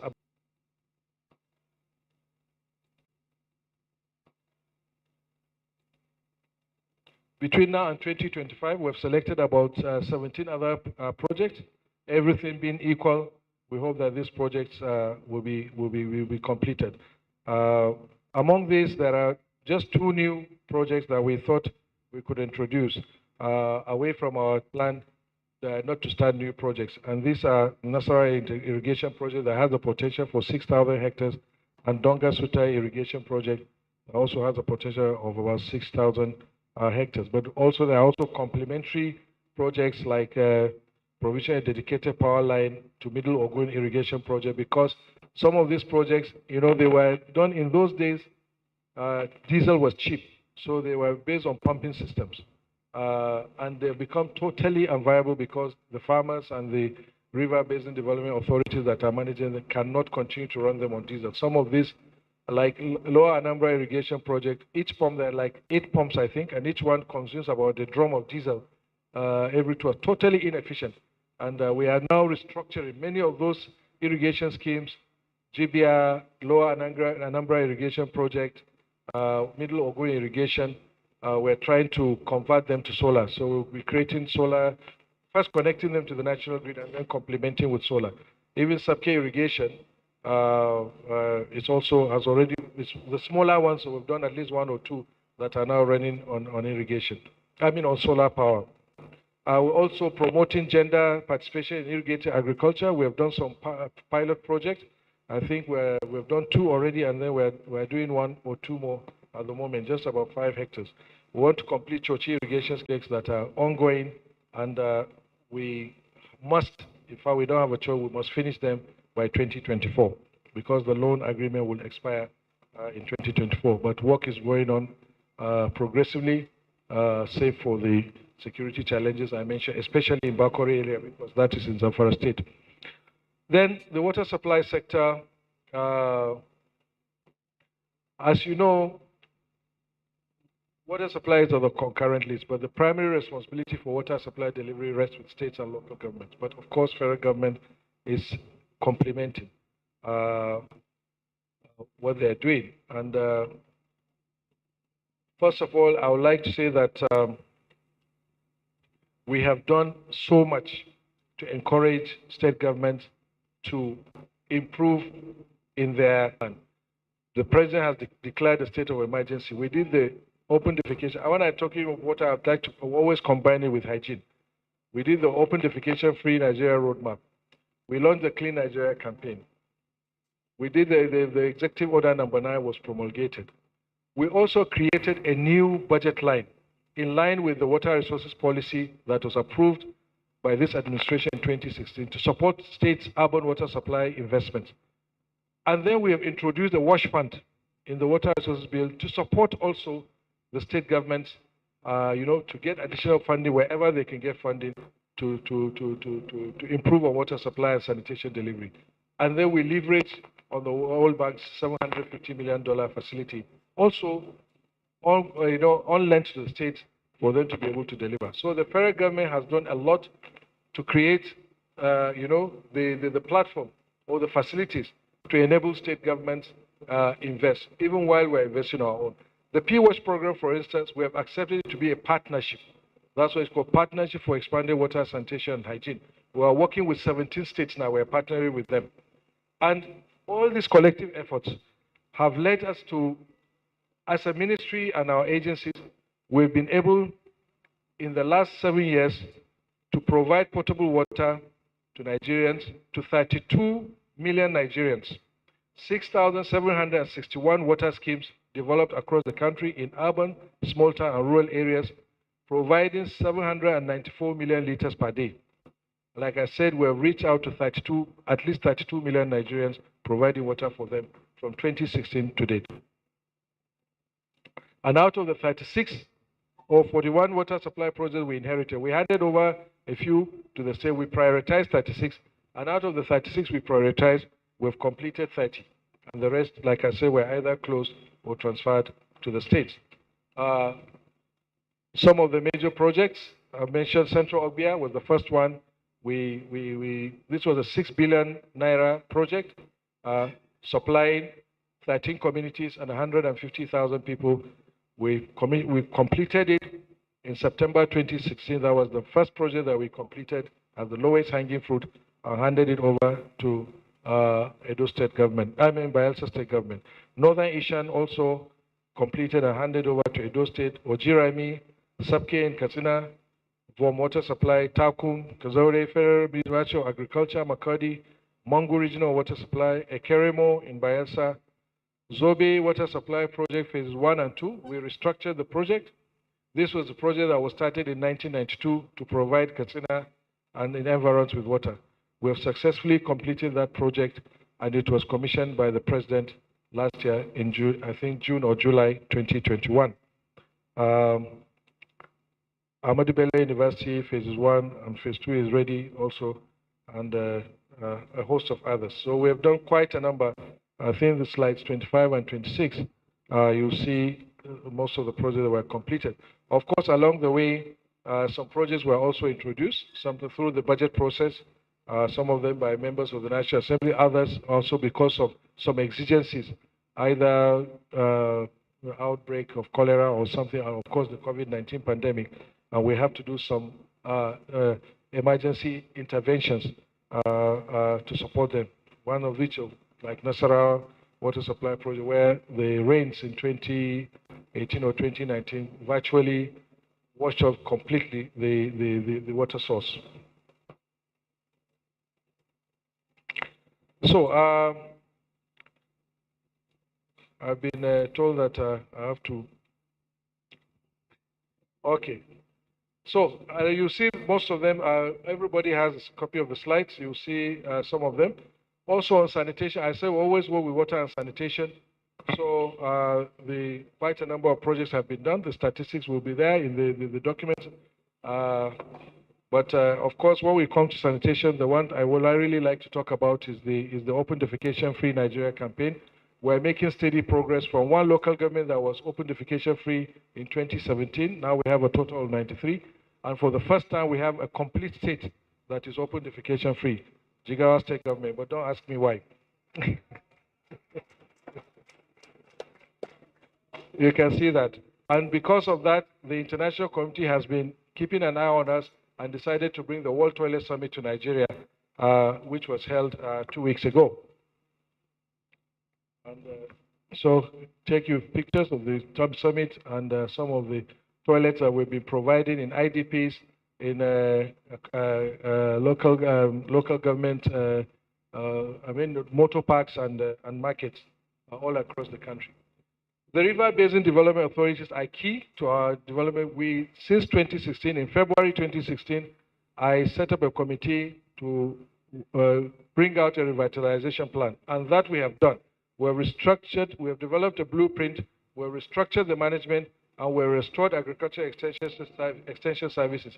And now we are working in line with a decision that was made in 2008 to partially commercialize the river basin that was also abandoned. We have brought back, we've taken that decision and working with the National Council of Privatization, we're working to get some of these river basins to be partially commercialized, leading to hopefully eventual full commercialization. And quite a number of them are doing a number of projects with the private sector to that effect.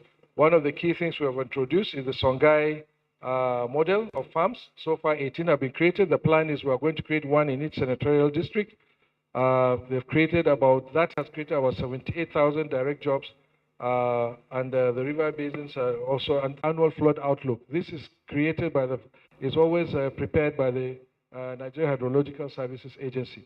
One of the key things we're doing to help always improve on that is we're improving on the density of our hydrometeorological stations. We have 274, but we require about 482.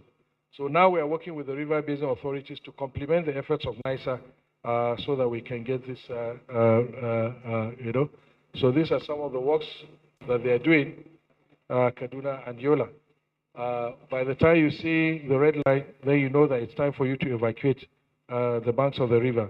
But unfortunately, as you know, some people have not been paying heed to that. Of course, we have the Nigerian Integrated Water Resources Management, which was established in May 2007 to control and regulate the development and management of water resources in the country. 78 licenses have been issued to different categories, and more are being processed. And they're also preparing the completion of the catchment management plans of 4 hydrological areas because we have 8. Transboundary cooperation, as you know, since 2016, Nigeria has been the chair of the Summit of Heads of the Niger Basin Authority, made up of 9 countries overseeing the development and management of the River Niger and Benue, which is a major tributary. President has been the chair of the summit and I've been the chair of the Council of Ministers, as well as the Lake Chad Basin Commission, and where the president was also the chair of the summit until 4 days ago, I think. So we've been, so that we can have robust data for our planning and development.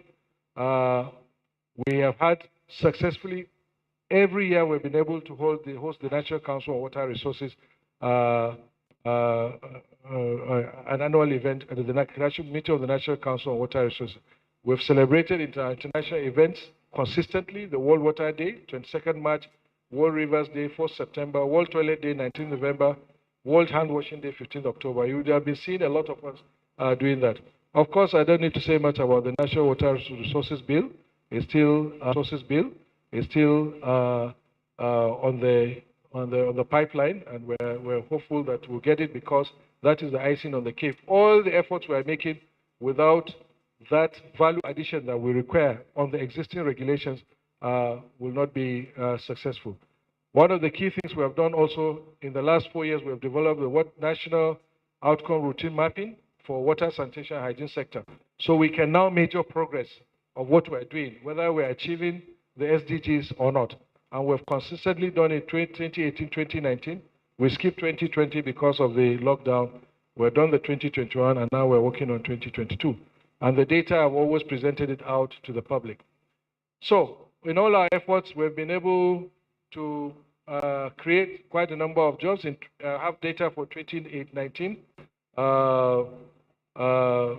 As of 2019, we had empowered 626,642 people, and that has risen to 1.2 million in 2022 in our efforts to support Mr. President's realization to lift 100 million Nigerians out of poverty in the next 10 years. And going forward in the next few weeks, I think starting from Wednesday or Thursday, we have 13 projects that are lined up for commissioning that have recently been finished, and you'll be seeing a lot of that as we go into towards the end of the year and early during the first quarter of 2023. I thank you very much for listening, and I'll be ready to answer some of your questions.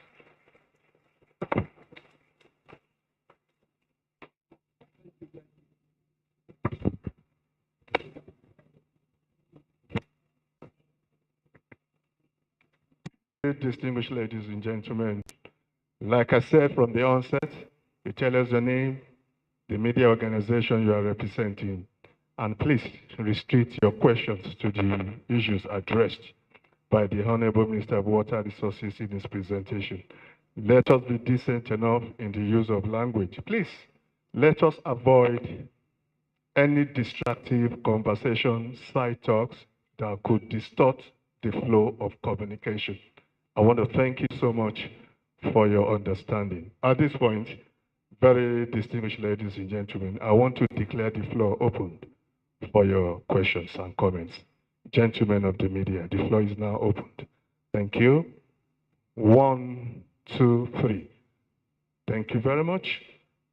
Please. Okay, number 1.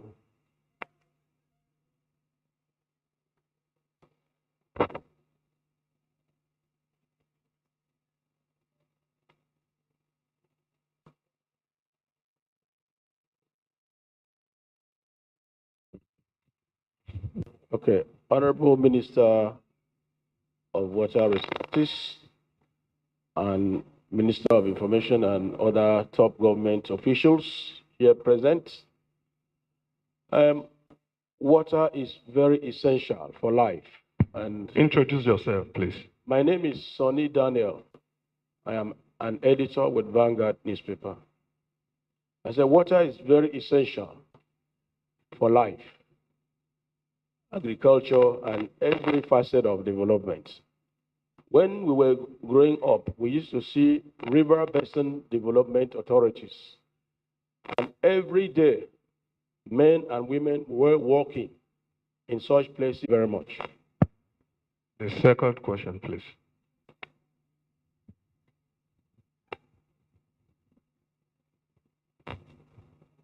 Honorable Ministers, Abdurrahman Abdurrahman, Blueprint Newspapers. Well, quite a nice presentation. One area that really fascinated me when the minister was speaking was the area of project completion. I'd be very much interested in knowing the number of projects that were previously abandoned, which your administration completed, and probably at what cost. The first leg of the question, 32 million Nigerians having access to pipe-borne water. Would I say that's a pass mark? Then, when do we hope to achieve a reasonable level of water sufficiency? And the very last question has to do with water bill. It's been very controversial, and I'm aware some experts were put together to review that bill. Honorable Minister, we should allow common sense prevail, just like you rightly said in one of your interviews. And the water bill has provided quite a lot of answers to the questions on governance of water resources.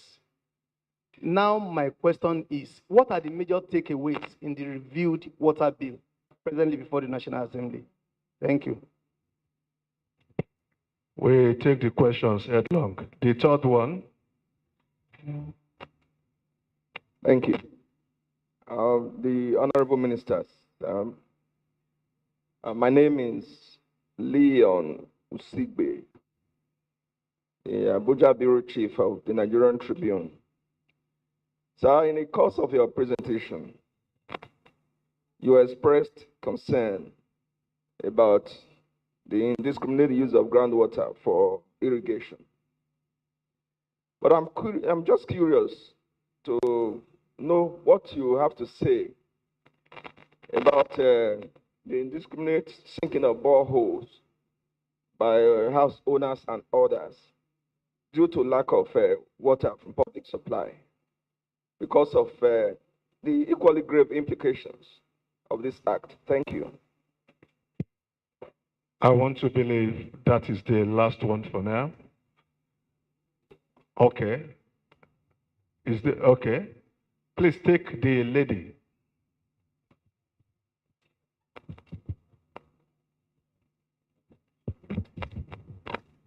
Good morning, honorable ministers. My question is about. Your name, please. My name is TJ Swadiri, and I'm reporting for TVC News. My question is about the toilet project around the FCT. Recently, when you visited the National Assembly, you made mention of such project, and right now, the chairman of the Senate Committee on FCT has ordered a stop to those projects because they are not properly, done, and they are not aligned with the FCT's master plan in terms of the sewage plan. So what is being done currently about this project? Is it going to be stopped within the FCT? Are you reviewing possible ways of aligning with the master plan? What is the update on this project? The last one for Alaji Yusuf Ali.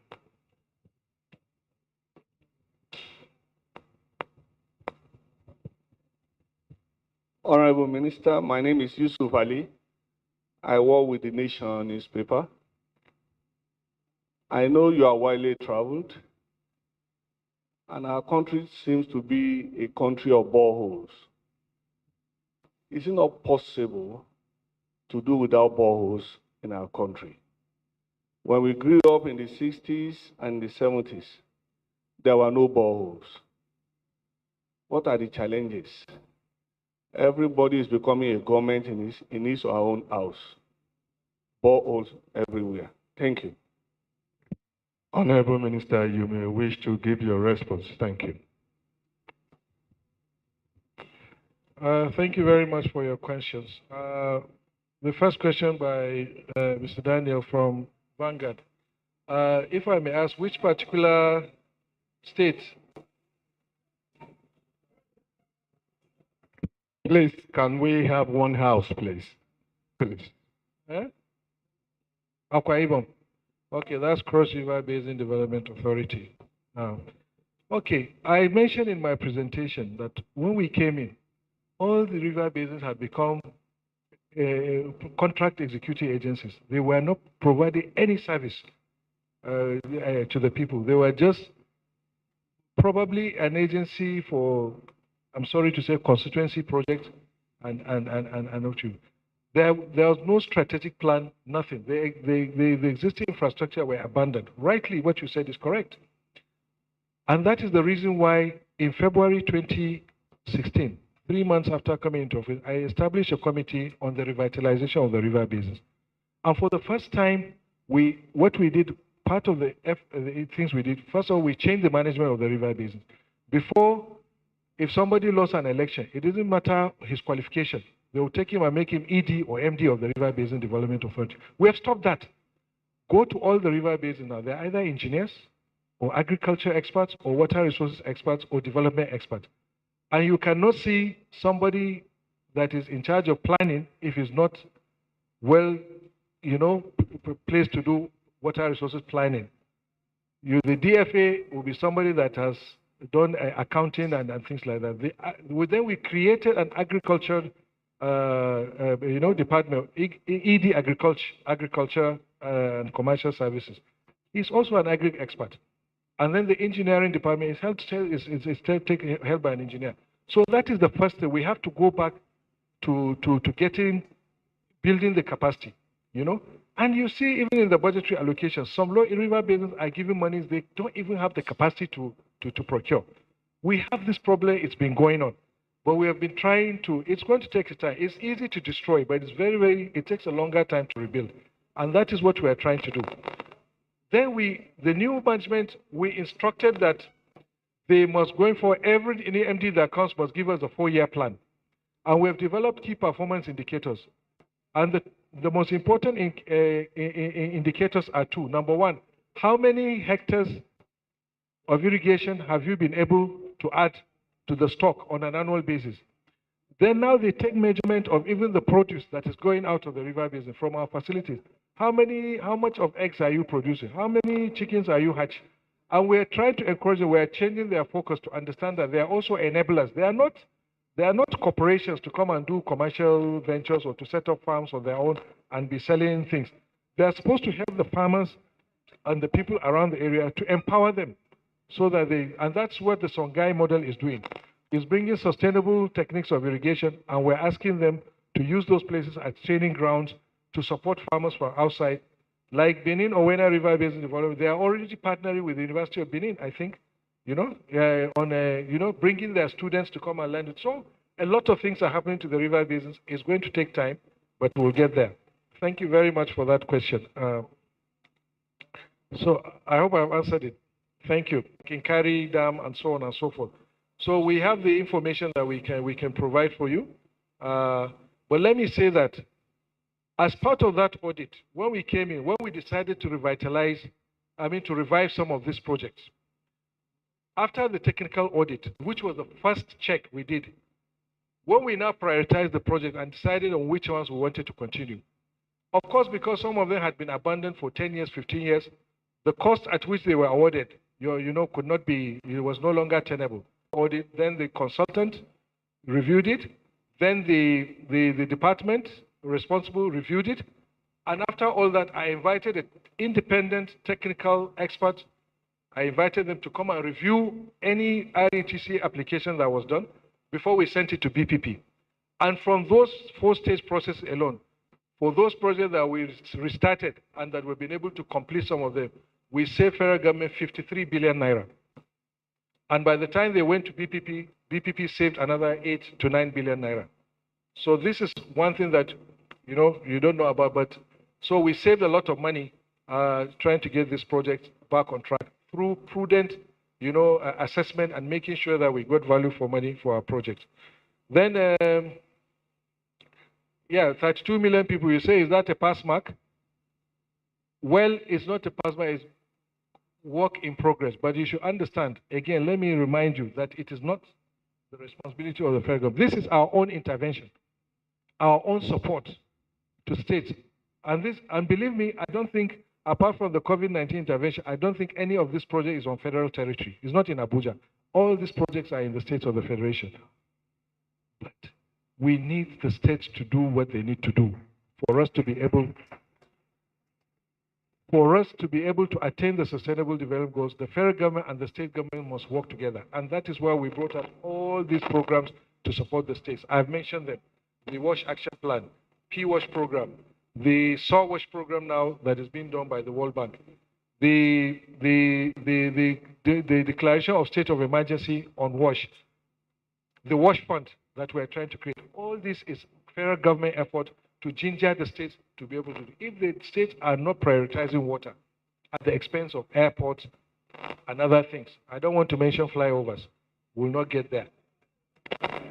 So we need all of us to work together. And federal government is doing its own bit. I said we are working with 17 states now on rural water supply, on P-WASH alone. And that is from where we have been able to create these 6,700 water supply schemes across the country.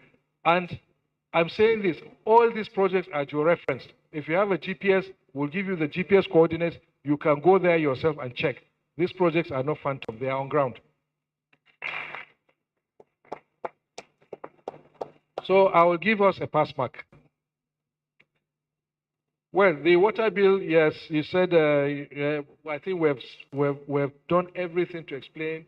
We've done everything. We've consulted with everybody that we need to consult. We've brought in another and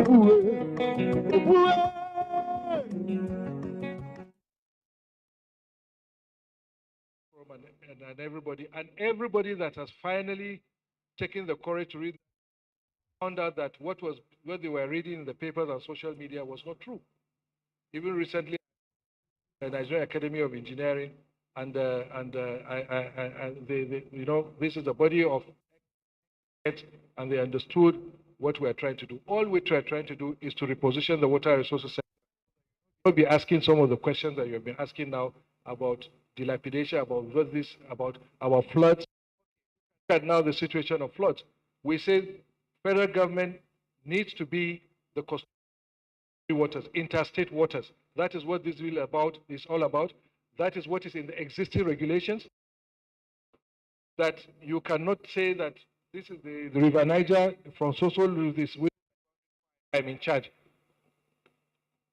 And now look at the floods that have happened. And everybody is saying, why? Because the thing did not happen, it cuts across everywhere. It's a clear demonstration of why it is important for the federal government to be the custodian. And I've seen that this issue has been in the 1963 Constitution. Go and check it. And the existing laws are there. 96% of the existing laws are in this. The new takeaways are, one, we want an independent regulator for the water. The regulator is there, the Integrated Water Resources Management Commission, established in 2007, not 2007, mark the date. That was when it was established. All we want to do now, on the basis of delegated powers of the minister, we want them to be independent so that the minister does not interfere. Even the president cannot interfere with the decisions of people. The commission will be working with the people to have a say in whatever decision. If we decide at federal government to build a dam somewhere today, we have to go to the commission. The commission has to go to the people in the catchment and have a town hall meeting and discuss with them and explain to them what this project is all about. If they say no, that project cannot move. The minister cannot have the power to say you must implement this project, and the president does not have that power. That is one, takeaway that we want from that. What that bill is about. Secondly, I've shown you pictures of the farmers. We want to empower. We want to put some legal backing to the transforming irrigation management so that farmers can be empowered to not pay government the money for water or don't pay all the money or the water tariff to government, but to use part of that money to rehabilitate secondary and tertiary irrigation infrastructure. Three is to introduce this wash fund so that states again can leverage on this wash fund to be able to implement their water supply and sanitation project so that they can improve service delivery to the people. And lastly, that independent regulator, with an independent regulator, now it gives comfort to private sector. I'm not saying we are privatizing water, but we can bring in the private sector to support the management of water supply services and delivery in the country. Without an independent regulator that can set tariffs and so on and so forth, nobody will come and invest his money. And from now, if we continue to allow our water corporations and state water agencies to remain in the hands of government, even Abuja is the only FCT, the only federal agency is water agency is Abuja FCT Water Board. Even that, if we allow them to be retained in the hands of government, we will not have the efficiency required to provide water to the people. As poor as Nigeria is today, their water supply is managed by private sector people, and you see water in the poorest house, and then they set the tariffs so that everybody, those that, some can subsidize others, but the water is delivered. And I think at the end of the day, what we want is the delivery, isn't it? It's the service. Well, you can't get the service if you are going to rely on budget, and every employee of the state water agency, whether he performs or not, whether they recover costs or not, will get his money at the end of salary at the end of the day. There's no incentive. So those are the kind of things we're trying to revive. And this is what this bill is all about. Sorry. Okay. So the gentleman from Tribune, indiscriminate use of boreholes, and I'll take it with Mr. Iswali from The Nation. In every country of the world, Nigeria is the only country where there is no regulation for boreholes. There is no standard. And we want to do that. We are not saying you cannot build a borehole in your house. Nobody is going to stop you to build a borehole in your house. But we don't need these boreholes. What we want to do as part of the process, and that is what that bill is also trying to do, and the fund is to make sure that for municipal water schemes, you cannot do away with boreholes entirely. In rural areas where there is no surface water source, you have to rely on boreholes. For villages and so on, that is okay. But for urban settings, municipal settings, we have no business having boreholes in our houses. There is no need for us. We have no business having boreholes in Abuja. We have no business having boreholes in Lagos. There is a lot of fresh water in this country. 1,800 cubic meters per capita water supply. So we are not a water scarce country. but we are economically water scarce country because we are not able to distribute the water equitably. So what we need is to see more investment by state, and not just a one-off investment, because water is an organic thing. Populations continue to increase. Every day people are born. From the moment a baby is born, it needs water to drink. So the investment must outpace the population growth. So, but we are double jeopardy now. We need to first take our water supply facilities to current population and continue to improve and continue to outpace the population growth. Without doing that, we will not get there. And that is what we're trying to do, what we've been trying to have. All these strategies that we've been adopting is to ensure that we get to that level. If we don't get there, we'll continue to use boreholes, but I hope that this will come to pass. But for quite some time, unfortunately, we'll have to be reliant. But what we want now, is to be able to know where the boreholes are. If you want to build a borehole, the way you want to build a house, you get building permit. Go and get the building permit. And we're not saying federal government is the one to give permit for boreholes all over the country. The states can do that, but under a national code, a national list specification and guidelines. And at the end of the day, so that our Nigerian Hydrological Service Agency, which by law is required to monitor and manage the groundwater resources, will have all the data that it needs. There are some states where NISA went and built boreholes for monitoring groundwater, and the state government commandeered the boreholes and went and installed pumps there. They don't even know the importance of it. Sometimes when NISA puts boreholes for water monitoring in their budget, it gets cut out in the National Assembly because they don't understand the importance. And in 1995, only 5% of the groundwater resources of this country was depleted. Today, I don't know, because when I heard that in Abuja there's over 100,000 boreholes, initially I didn't believe it. But when I see drilling rigs every day, I see all these locations, I see houses, almost every house has a borehole. I think I have reason to believe it. So, but it is very, very serious, and it's a huge concern to all of us. And I hope that the relevant states and the FCT will improve on their municipal water supply in particular, for small towns, so that we'll be able to gradually do away with these boreholes. Then I'll take the one from the lady from TVC. I didn't get the name.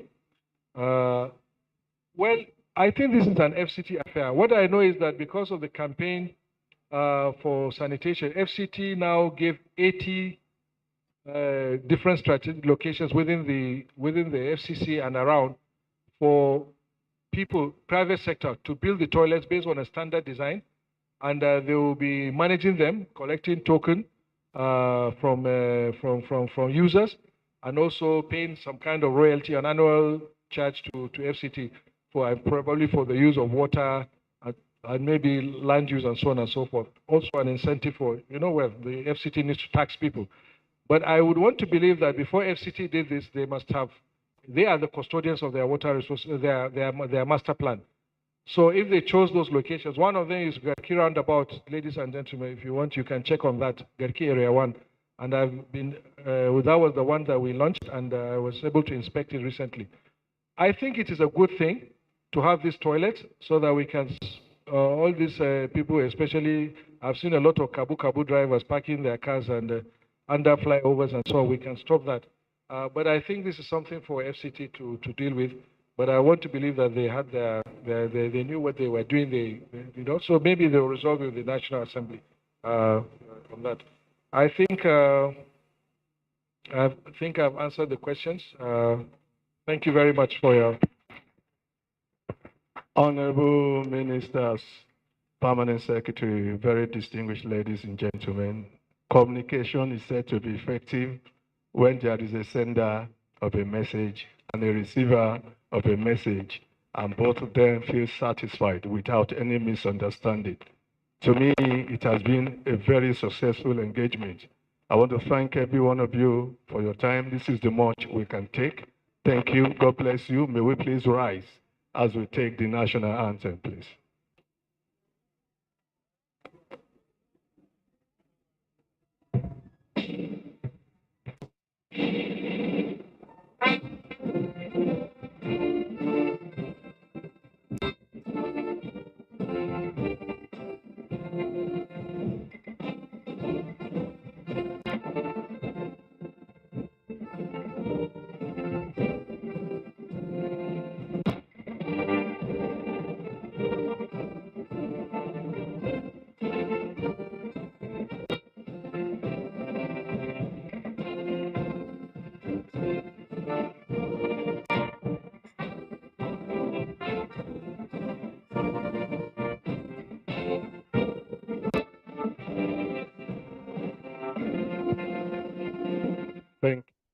bless Nigeria.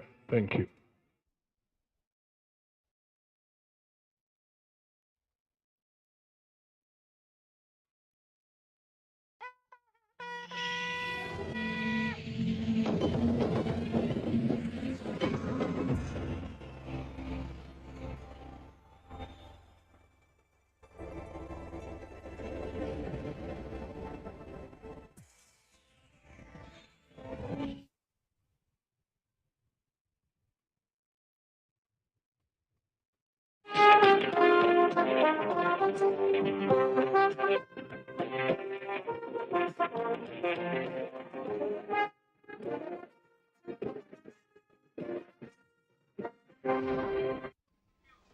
Hello, welcome to an abridged version of Panorama.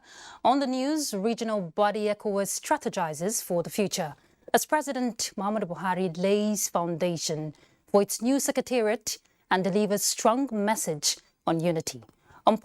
Plus, we have stories on security. Welcome once again. I'm Ruth Aguele.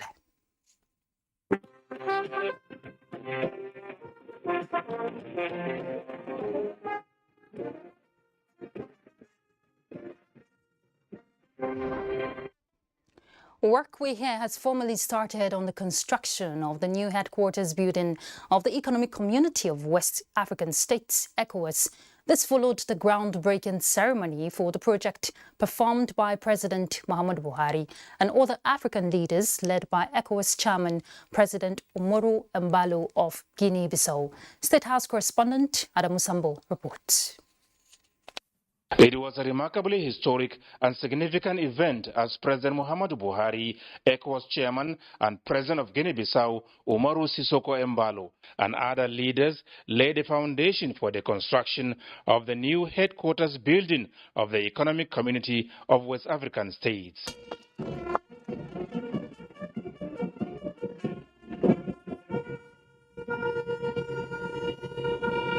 Situated on a 7.02 hectares of land in the Research and Institutions District of Abuja, the project comprises two-story conference center as well as 11-story office building. The Eye of West Africa, as the project is called, symbolizes ECOWAS' mission to unite West Africa, stay on the path of development and achieve common prosperity. Let me commend the Federal Republic of Nigeria for the allocation of this land, for the financial waivers, for the development permits and other technical support towards the construction of the new ECOWAS headquarters. In a similar vein, let me commend the President of the Republic of China and his government for providing the entire financial envelope for this headquarters project. And I do believe that today's ceremony will not only lead to a brand new building for ECOWAS headquarters, but also will open a new chapter of the friendship and cooperation between China and Nigeria, ECOWAS, and the whole Africa.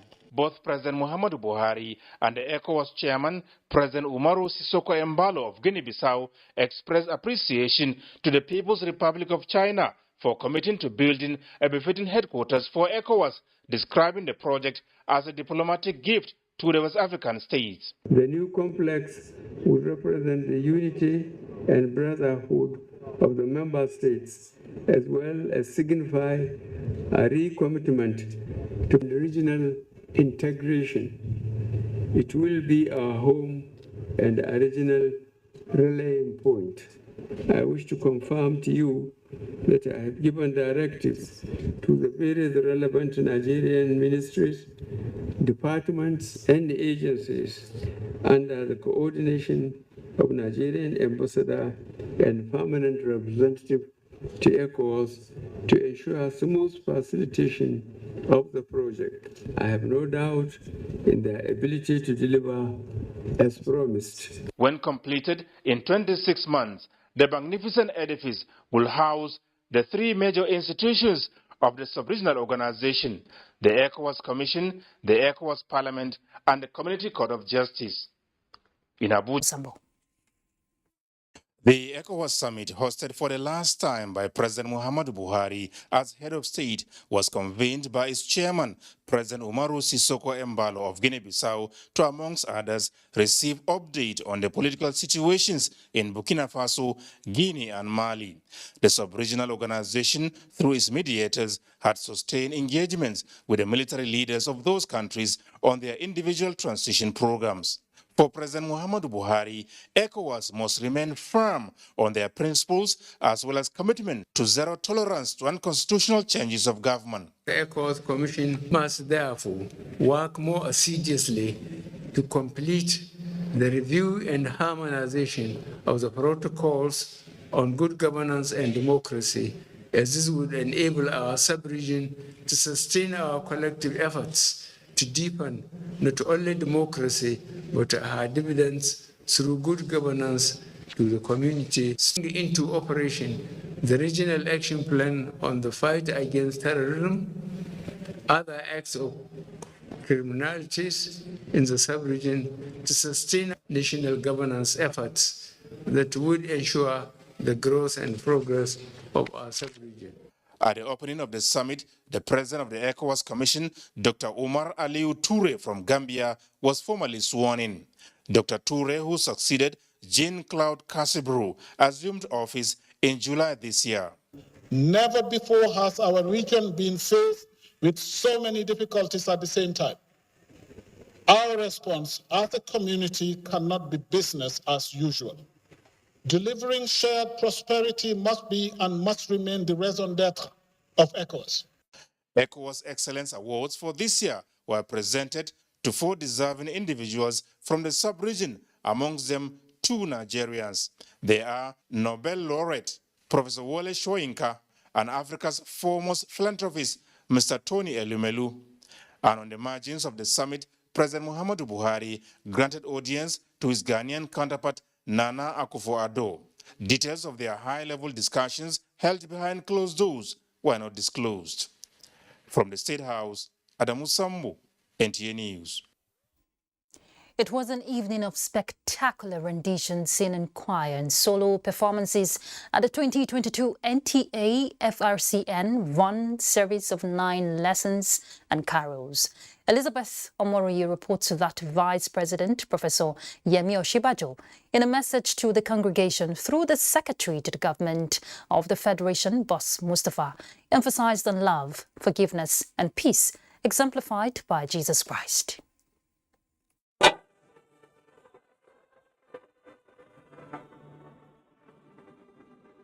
That hymn led faithful into worship and praise of Jesus Christ, reminiscing on his birth.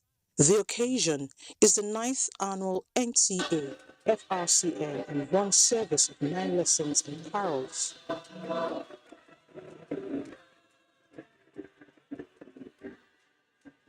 Classical and presentations, the 2022 edition featured a fusion of Afrobeats with handbells, hymns and carols, and the lessons propagate principles of peaceful coexistence as national culture, even as the nation prepares for the 2023 general elections as lead to the theme, Fear Not. Our hearts should not be troubled in any way, as even we approach the year 2023. Yes, we are going to have elections. We are going to have a census exercise. All these are issues that come with a lot of questions. But we have an assurance from our Lord and Savior that let not our hearts be troubled. The elections that are coming next year, we should not fear. God will decide for us.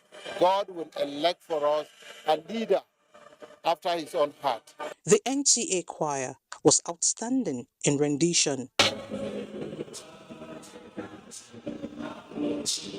As an annual tradition, the candlelight procession was part of a colorful celebration.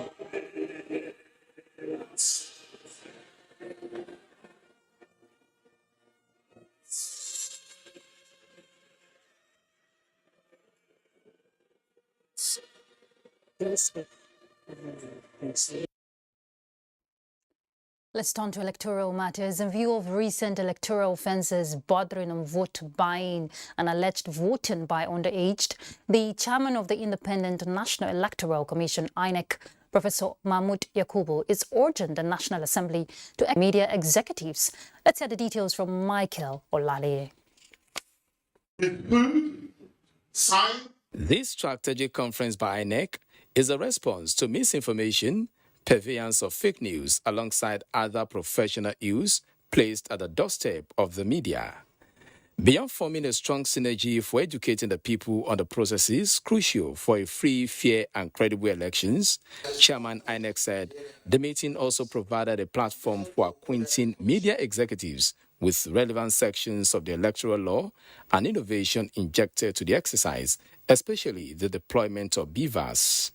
On the frequent attack on INEC facilities, Professor Mahmood Yakubu said the Commission is strengthening consultation to stem the tide, challenging Nigerians to take the lead.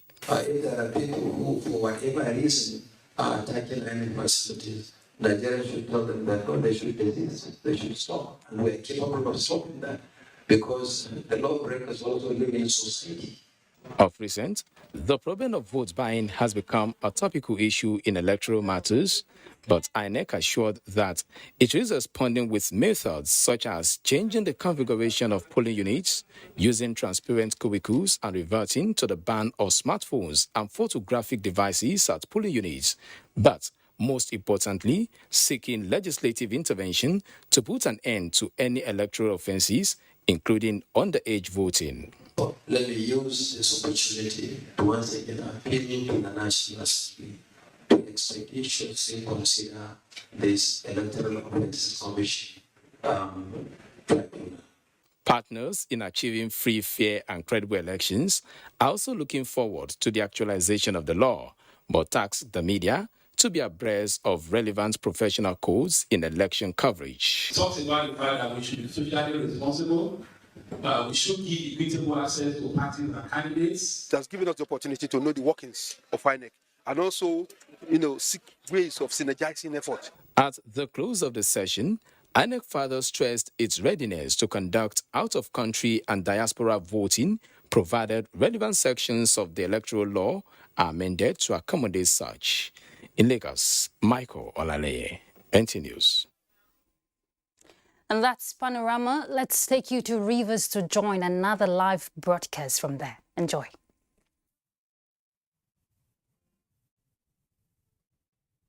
National anthem.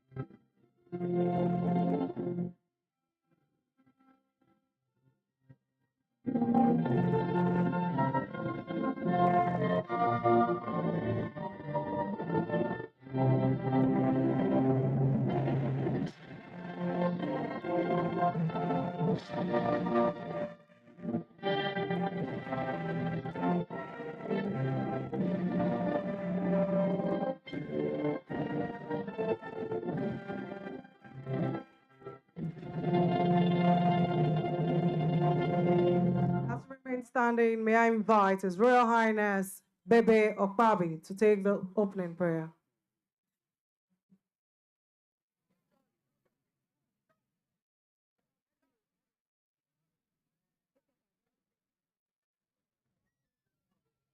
Good afternoon, and thank you for joining us on this live broadcast coming to you from Port Harcourt on the stable of Africa's largest network, the NTA. The occasion is the flag-off of construction of Indorama, Ogbonchia, Ogala, Ebubu, East-West Link Road, Eleme. On behalf of the outside broadcast crew, I welcome you to the ceremony. I am Jenny Bassi. Jesus Christ. We thank you so much from the bottom of our hearts.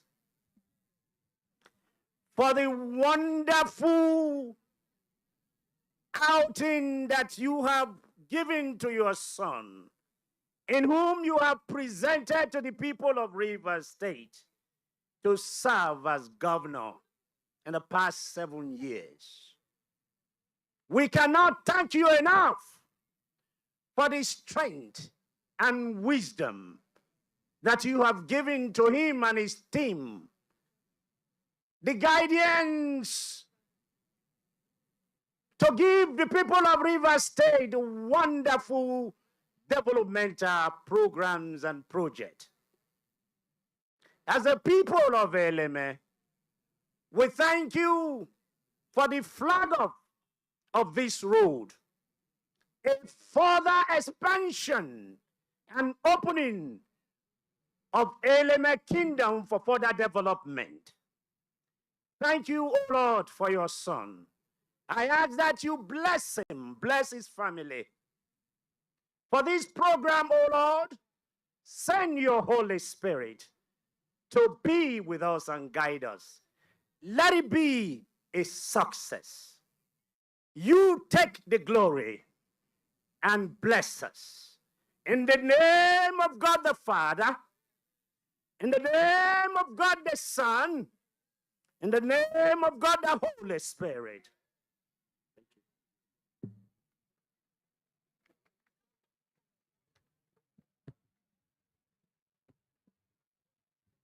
Your Excellency, Yesum is the 1 week CON, GSSRS, Life Venture, Governor of Rivers State. Our special guest, Your Excellency, Dr. Olusegun Mimiko, Grand Service Star of Rivers State, former Governor of Ondo State. Your Excellency, Ibrahim Dankwambo, GSSRS, former Governor of Gombe State. Your Excellency, Dr. Mrs. Apalibo Hari Banigo, DSSRS, Deputy Governor of Rivers State. Mohamed Bello Adoke, GCON, DSSRS, SAN, former Attorney General of the Federation and Minister of Justice. Distinguished Senator Henneken Lokobri, DSSRS, former Minister of State for Agriculture and Rural Development. Chief Dan Obi, Vice Chairman, South-South Zone of the People's Democratic Party. Sa Siminalai Bubara, PDP Standard Bearer in Rivers State, and your running mate, Professor Mrs. Ngozi Odu, DSSRS. Chief Ferdinand Alababa, DSSRS, Chairman, Elders Council of the People's Democratic Party in Rivers State. Ambassador Desmond Akawo, DSSRS, Chairman, People's Democratic Party, Rivers State. Distinguished senators, particularly Distinguished Senator Barinad Ampigi, DSSRS. Right Honorable Prince Chibudom Wuche, OFR, former Deputy Speaker, House of Representatives. Members of the National and State Assembly here present, members of the State Executive Council, traditional rulers here present, elder statesmen, special advisors, chairmen of local government councils here present, permanent secretaries, ladies and gentlemen, welcome to the flag-off of construction of Indorama Abonchia Ogali Ebubu East-West Link Road to be constructed by the administration of His Excellency Yesum Ezenwa-Wike, CON, GSSRS Life Venture, Governor of Rivers State. Your Excellencies, distinguished ladies and gentlemen, may I invite for the collab presentation His Royal Majesty Philip Osaro Obele, JP, One Eleme the 12th.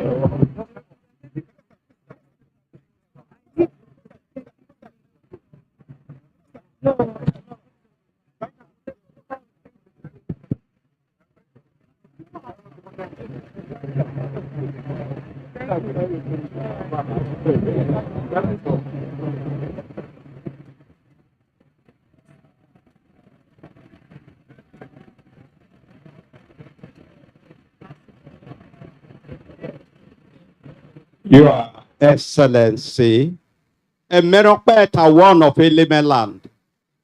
The Eleme people are very, very happy that that title we gave to you was given a presidential seal by our president. That title signifies that you are a transformer, you are a developer, and everybody in Nigeria can see what you have done. That is why we gave you this title before every other person could recognize that quality that was in you and that is also on you, in you. And it will continue to be in you till Christ come in Jesus' name. Our Excellency, the man dies in him who in the face of tyranny, suppression, decide to keep quiet. We are assuring you of our support, our solidarity. You are the voice of the minority. You are the voice of Rivers people. You are the voice of the South. You are the voice of Eleme people. We thank you for coming to expand our area, enlarge our area, bringing development into this area. We are indeed grateful. You are a man with golden heart. Your vein is filled with milk of human kindness. On behalf of Eleme ethnic nationality, sir, we lack words and days with which to appreciate you. However, we are presenting to you this afternoon the cola of consolidation. Thank you, sir. Excuse me. Give way. His Excellency, you came with a very large entourage. It is our tradition and culture that when a man visits you, you should serve him with a well-prepared meal. We know who you are, and you have a crowded program and tight schedule. It will not be possible for us to take you home to entertain you. Therefore, we are presenting you with what you have seen there as a sign of our love to you and your entourage for coming into our area. Thank you very much, sir.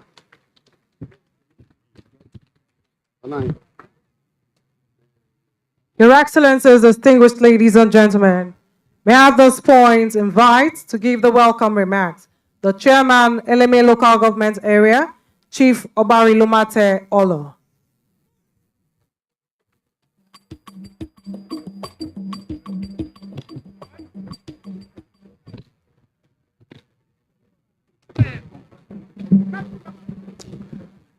Your Excellency, sir, the Executive Governor of Rivers State, Chief Barrister Nyesom Ezenwonwike, CON, GSSRS, Life Bencher, and Omanokmeta of Eleme.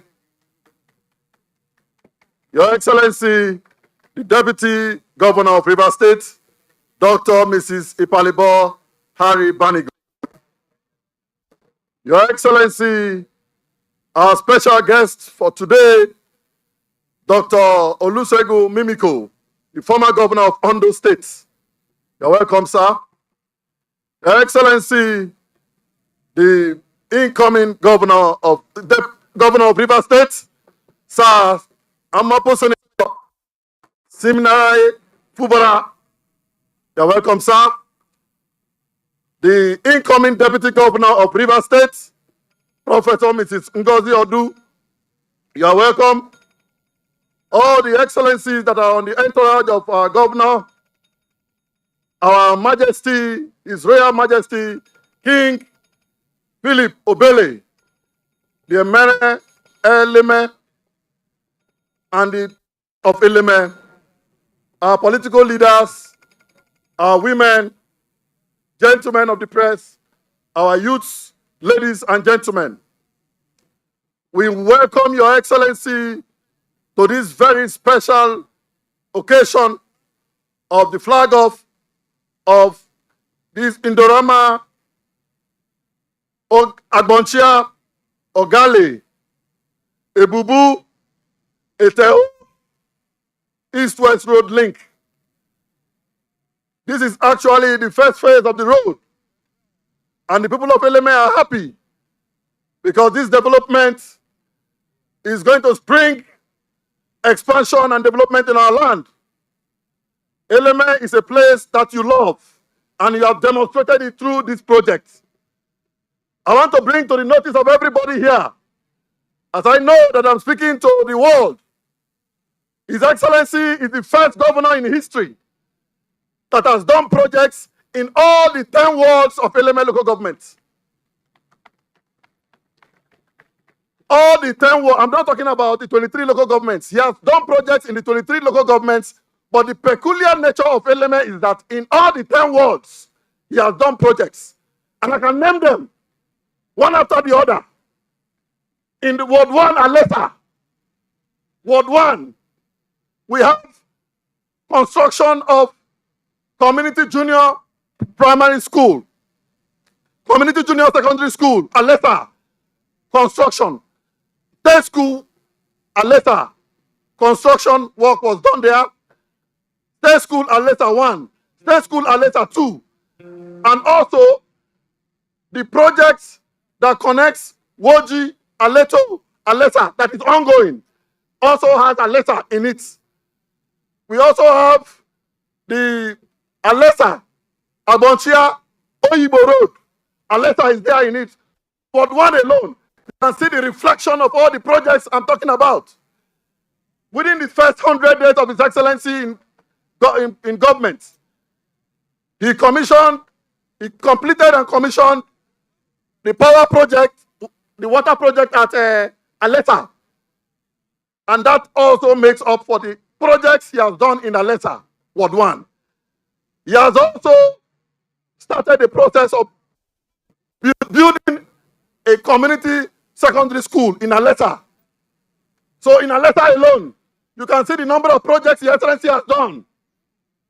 In Ward 2, Alode, in Ward 2, he has done the upgrade of the community secondary school to a national school, national secondary school. That is in Alode. Then the first government girls secondary school constructed in Alode. Also, the Erica Town Hall is in Alode. In Ward 3, Ogale, we have State School 2, Ogale, constructed project. We also have Community Junior Secondary School, Ogale, and the General Hospital, Ogale. They are all in Ward 3. In Ward 4, Ebubu, we have Community Junior Secondary School, Opako, Ebubu. In Ward 5, Ekporo, the Excellency is rebuilding Ekporo as we speak. Ekporo is completely being built as a new town. In Ward 6, Eteo, we have Community Junior Secondary School, Eteo, and Community Senior Secondary School, built and completed by His Excellency. We also have Eteo and Sime Road, Eteo Sime Road. Mind you, there is an Eteo element in this road we are flagging up today. There is also in Ward 7, One, Government Secondary School, One. constructed by His Excellency is there. Now, Onne also has an element of the Alode-Onne road that is to be flagged off tomorrow. This road also terminates in Onne. This Indorama Agbonchia road. The second phase terminates in Onne, ultimately. So, Ward 7 has equally benefited. Ward 8, Agbonchia, we have this road. We are flagging off today. In Agbonchia, we have the Aleta Oyigbo Agbonchia road. And Agbonchia is a major beneficiary of that road. In Ward 9, Aleto, we have the Woji Aleto Link Road. The Aleto aspect of the road is a project by His Excellency in Aleto clan. In Ward 10, Akpajo, we have the Elelewan Akpajo Road with street lights. Now the Honorable Justice Njendu Road. So, Your Excellency, the Eleme people say I should tell you, thank you. Owanendu. Your Excellency, you are a wonderful leader. Your Excellency, we are blessed to have you. I can tell you today that Eleme people are happy. That is why you can see the weather has received you very well. We have a clement weather. And in anything you want in Eleme, we will give to you. Any good thing you want in Eleme, we will give to you. You have taken care of Eleme people. And you are going to do more for Eleme people. Your Excellency, let me make one appeal. For the trailer park, through your directive, we remove trailer park. But that place needs to be fenced so that we can secure the place for our people. Trailer park on there. A boo on there. Now, Your Excellency, may I use this medium as the Secretary of Ag on River State, with permission from Your Excellency, to debunk the news that was making the rounds end of last week, that the President said some governors are stealing the money of their local government chairman or local governments. River State, let the world listen today. River State is excluded completely. I have been a caretaker chairman 2016, 2017, 2018. I was the longest serving caretaker chairman. There was no time the local government money was deducted. What we are experiencing in River State is clear autonomy. Local government autonomy. That is why you can see the local government chairmen are doing projects all over the states. Even in Eleme here, we have completed, if you are coming here, you'll see the white building, the Ponto Park, completed by the local government. We have built a market in Eteo. We have built projects all over because the governor is not interfering with our funds. We receive the funds as it comes in. And I want to say it clearly. There are states where that is happening. So the president should name them. There is one of them, is a neighbor to Ghana local government. One of the states has a neighboring boundary with Ghana local government. Their chairmen are suffering. Your Excellency, this is not a campaign ground, but I want to say that you have done so well, and that is why we have welcomed you today. May God bless you and keep you. We will support you. We will support your vision, even after your tenure, in Jesus' name. People of Eleme Bay coming out in their number to welcome Governor Wike and his entourage and to thank him for all the developmental projects spread across all the wards in Eleme. Of course, with the superhighway, the people who are predominantly farmers will have access to take their farm produce to the capital city, which is not far from here. And now the women of Eleme local government area are ready to perform a welcome song and dance to Governor Wike and his entourage. Hey!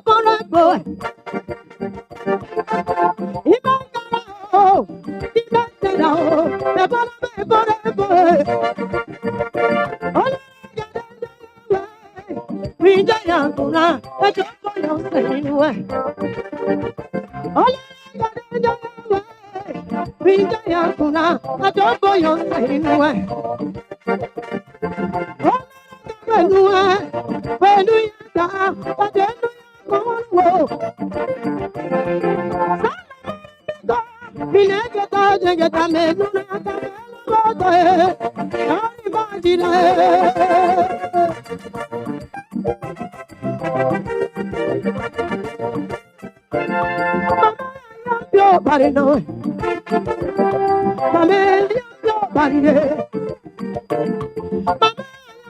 Nobody know it.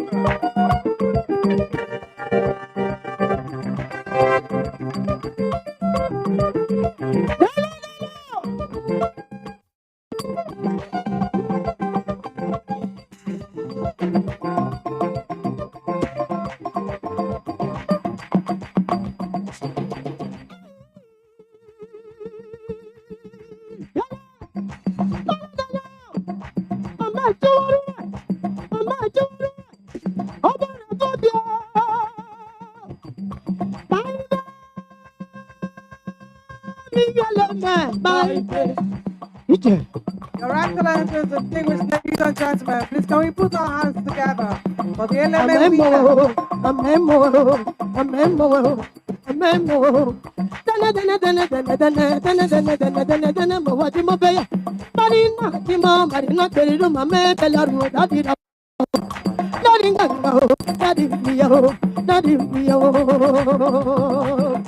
Jealousy, jealousy.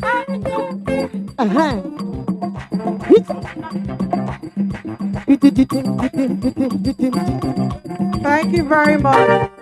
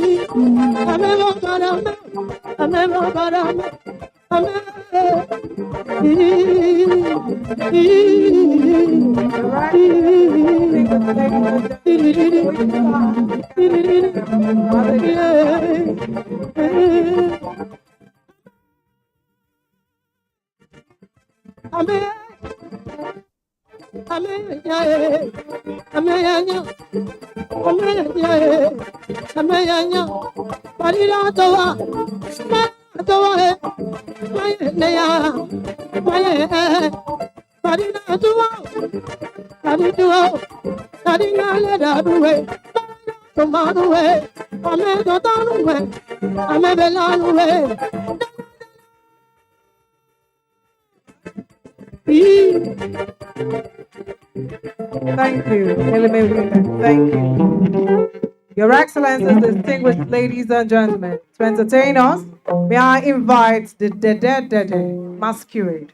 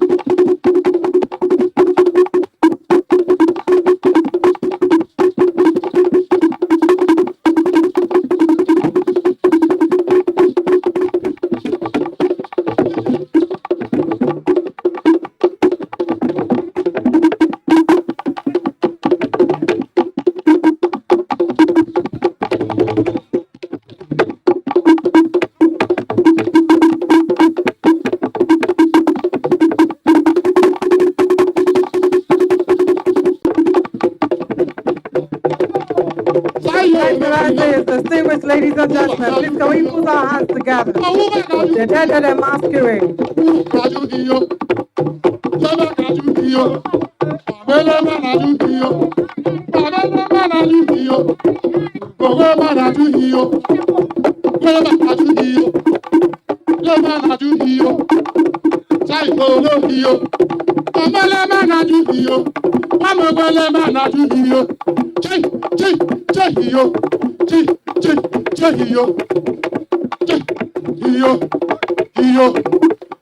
Thank you very much. The dead and masquerade.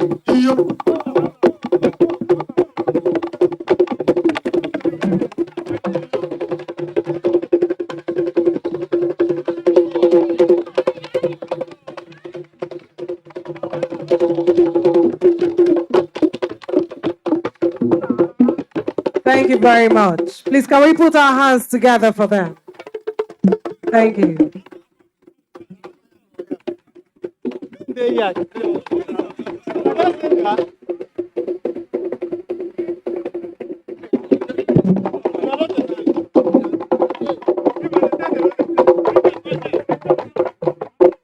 Thank you. Your Excellencies, distinguished ladies and gentlemen, may I now invite the wrestling crew.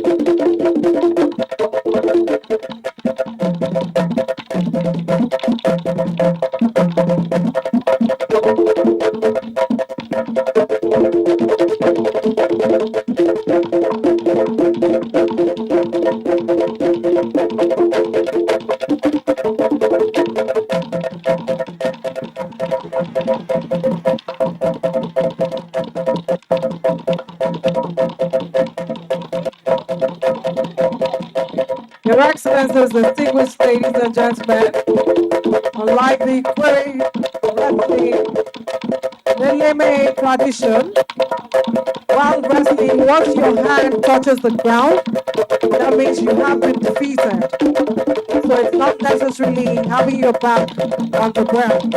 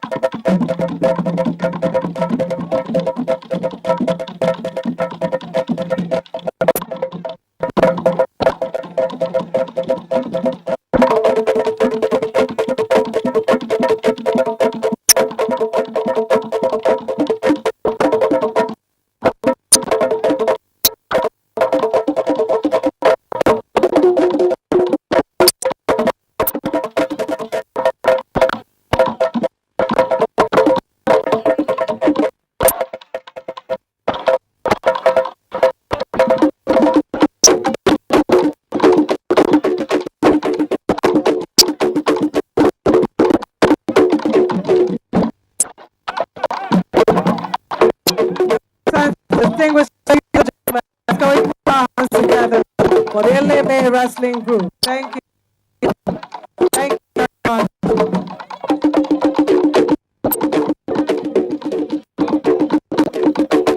Thank you.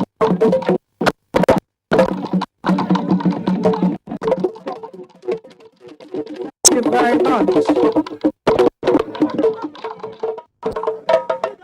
Thank you.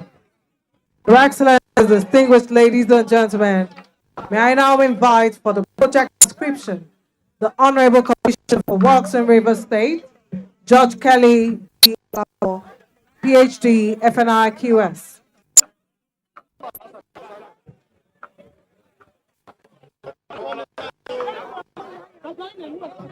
Your Excellency, Nyesom, Ezenwo, Wike, GSROS, Life Venture, Executive Governor of Rivers State. Your Excellency, our special guest of honor, Dr. Olusegun Mimiko, former Governor of Ondo State.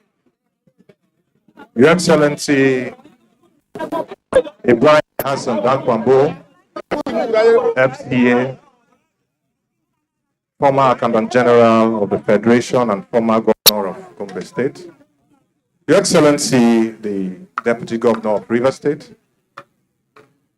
Your Excellencies, may I, by your leave, leverage protocols already properly established by the compare.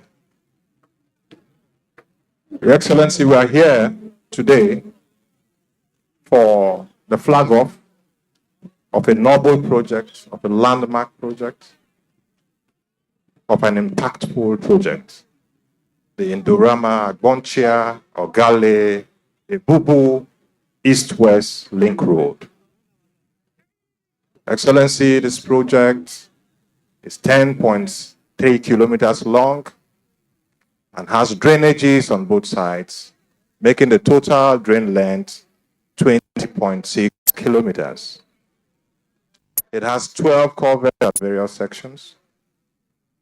The size of the drain is 1 meter by 1.2 meters cross-sectionally, and with 150 millimeter thickness of wall and 150 millimeter base of concrete. The road is going to begin from somewhere here. Right there you have the back fence of Indorama. That's going to be GNH 000, and then it will go through this route up to Gali, Ebubu, and then East-West Road. Like you can see, it's a virgin road. This place was only cleared today for this event to hold. Otherwise, you would have seen bushes and shrubs like this. And so the road is going to be a virgin road. It's going to turn all out entirely. First of all, it's important to mention that all of this road, because like you can see, it's not stable. We're going to do very serious soil between 500 millimeters and 0.2 meters height all along the stretch. The road is going to have an average width of 8 meters, not the normal 7.3 meters, because we expect a lot of vehicular traffic and volume of traffic, and so it's wider than the normal roads that we have, which has a standard width of 7.3 meters. On completion of soil replacement, we're also to have 150 millimeter thickness of stone-based material, 0.50, compacted, and then we're going to have the binder course 60 millimeters and the wearing course 40 millimeters. So we're going to have a total asphaltic pavement thickness of 100 millimeters.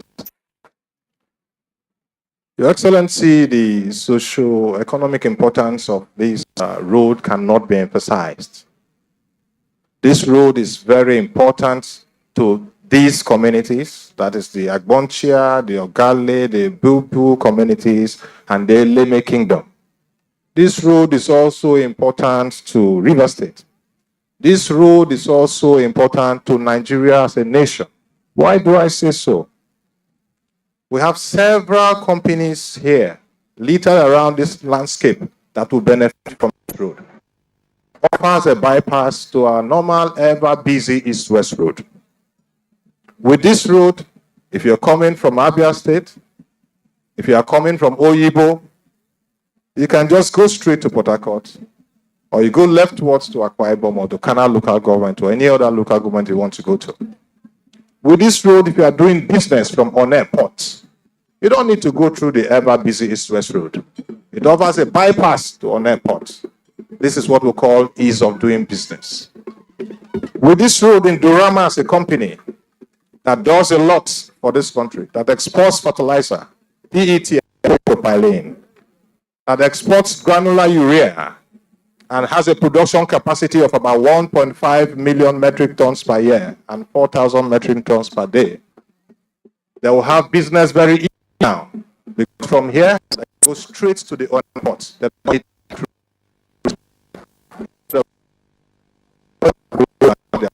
Traffic and all that are good with the federal roads like we have here.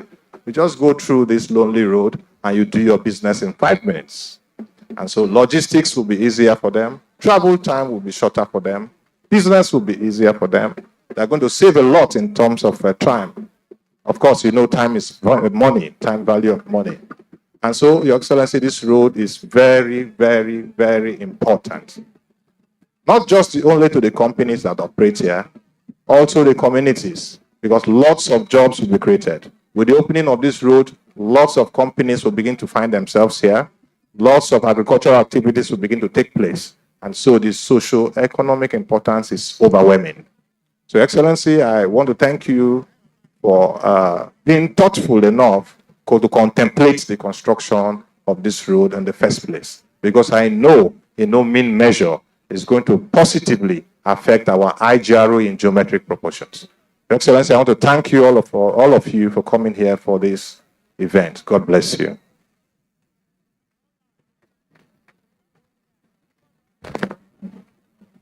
Your Excellencies, distinguished ladies and gentlemen, to give a remark on behalf of the contractor, Setraco Nigeria Limited, may I invite Michelle Issa.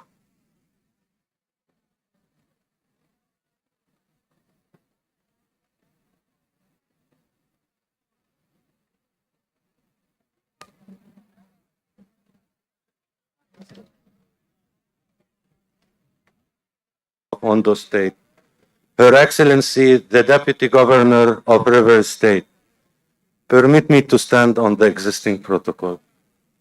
On behalf of our company, Sitraco Nigeria Limited, I wish to thank His Excellency, the Governor of Rivers State, for awarding us this project.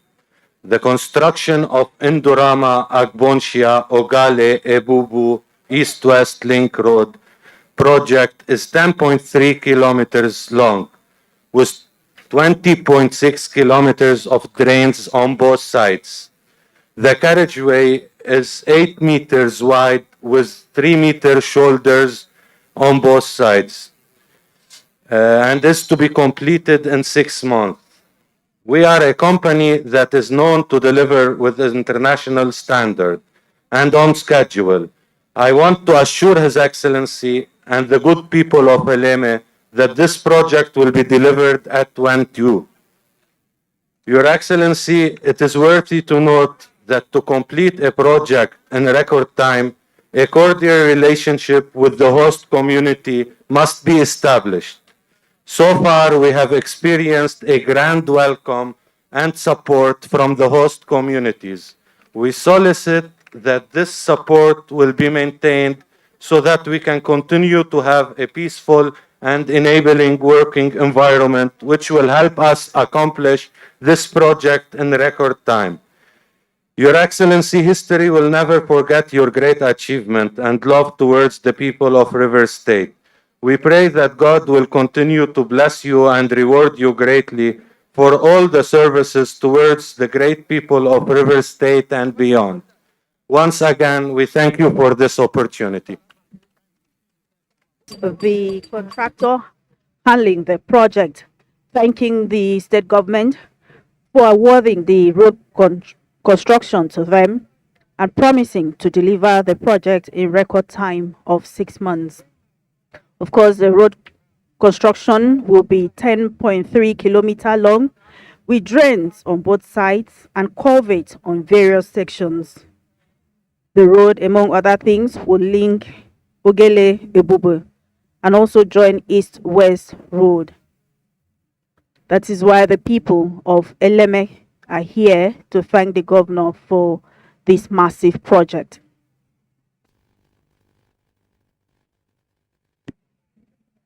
The road is important to the people of Nigeria and of course Rivers State, because from Oyibo the road will link to Abia State, and from Eleme axis it will link to Akwa Ibom State.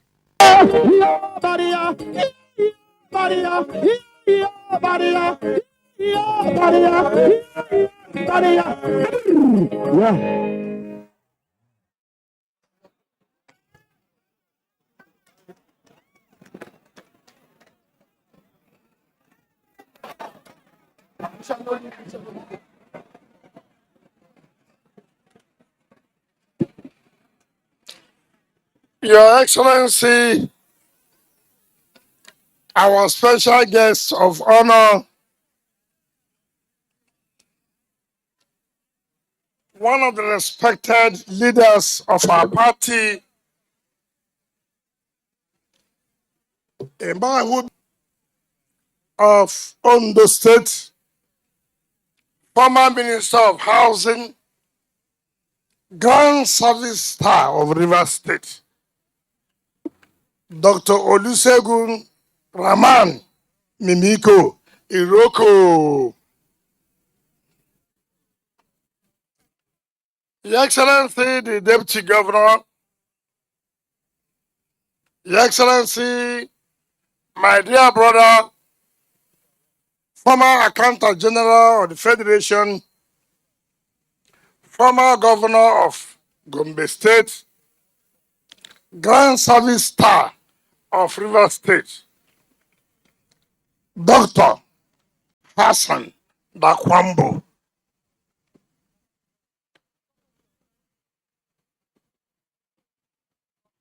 My brothers, former Minister of Justice and Attorney General of the Federation, Commander of the Federal Republic, the Single Service Star of Rivers State, Malambelo Adoke. Former Deputy Speaker of the House of Representatives, Esema Ebeye, the Single Service Star of Rivers State, one of our proud sons, Chibudom Uche. Senator Barinada Mpigi, Senator representing Rivers Southeast, Grand Service Star, no, the Single Service, I know you want to go for a which. The Single Service Star of Rivers State. The zonal chairman of our party, Chief Danobi, the Single Service Star of Rivers State.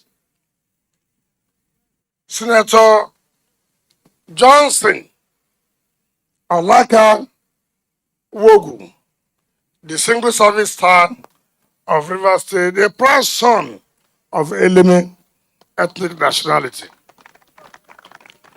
Chairman of our party, the only party chairman that can produce a former minister. Our dear leaders who are here, because you are so many, former Chief Whip of the Senate, Senator Adawar Pepo, former Deputy National Chairman of our party, Dr. Samson Jaja, the incoming governor and his deputy, Simile Fubara, and Professor Mma Ngozi Odu, all of them the Single Service Stars of Rivers State. The cameramen are blocking me, so it's not my fault. When you are fighting, fight them. Don't fight me. They're the ones blocking all of you. But the traditional ruler and paramount ruler of Eleme ethnic kingdom, a man of truth. And I can tell you, I'm very, very proud of the Onee of Eleme and the traditional ruler of this ethnic nationality and members of your council, particularly the man who prayed, who combined traditional role and the religious role, Baby Opabi. Our dear women who displayed that element is full of cultural, you see, you cannot talk about culture without talking about element. I thank all of you. The chairman of the council, my brother, who was my colleague as chairman of council in those days, Ejo, and all other leaders of Element, Marcus, my brother, former commissioner of sports, former chairman of council. I cannot name all of you. My own commissioner of finance, in whom I trust, in whom is a dependable commissioner. I want to sincerely thank Eleme people for giving me such a commissioner. All of you who are here, who do I mention, who do I not mention? Shy, all of you. I don't want to mention other, but I don't mention them, so let it not be a problem for me. Everybody, Nami away! Nami away! Nami away!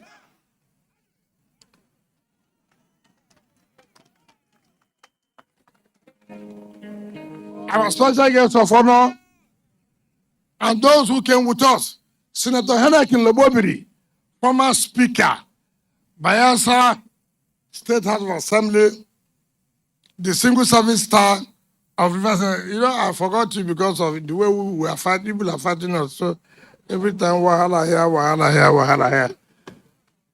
I recognize you.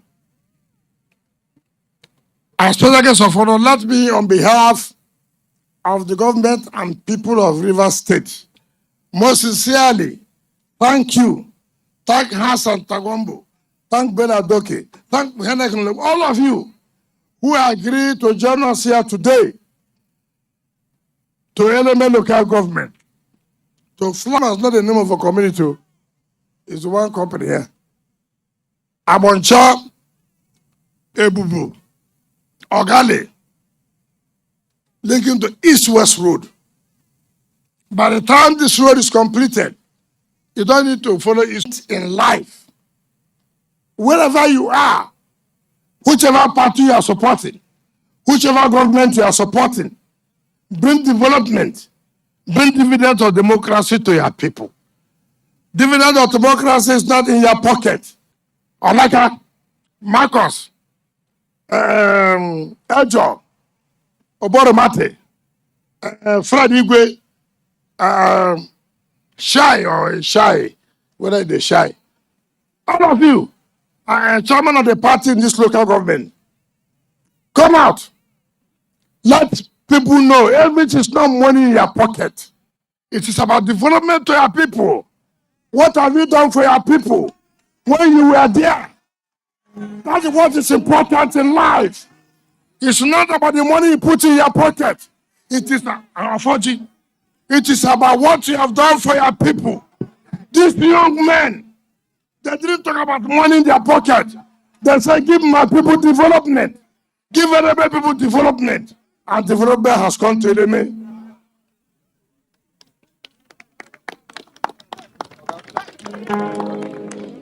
I want to challenge your son.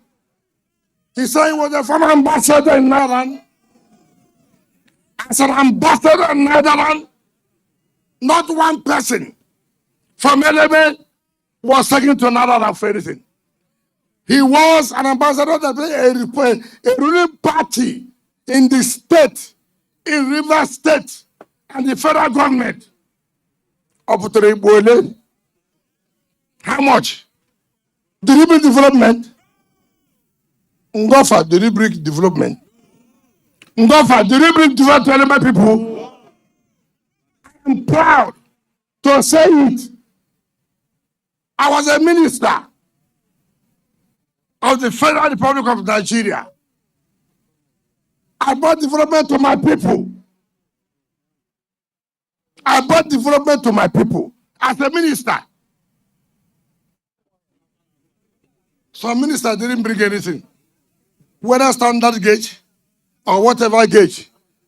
Did I bring anything? Did I bring anything? Now look at them. Not money in their pocket. Develop my area. That's what is important. In fact, Obanamatu, you made me angry today. I didn't know I was being, they do me, the more you look, the less you see. Project, 1 word, 10 words.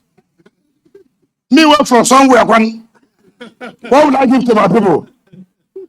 Now I know. The people have been playing me while you. But that is what is important in politics.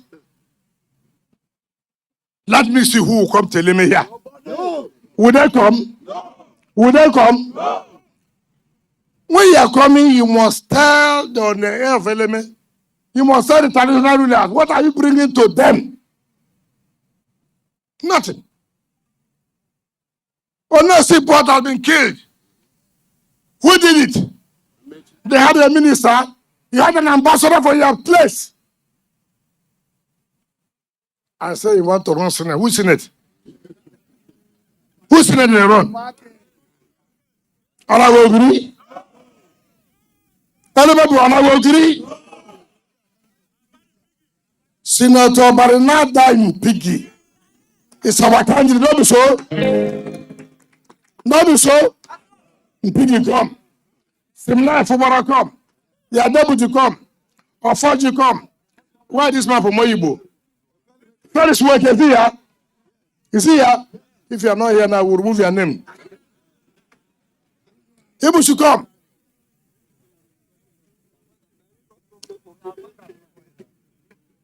Where's the 4G? Where's the worker?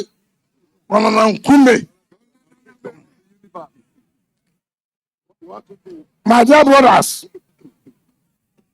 let me tell you, River State will move forward.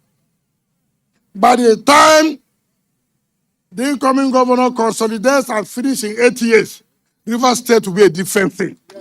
Do you understand me? So, support him. Right? Barnard Piggy is the candidate for River Southeast Senatorial District. Obey down. That is the man. Felix Mweke is the man from Oyibo. Forget one boy. Anybody who have not told me I won't campaign. Not so. When you say I should campaign for you, I campaign.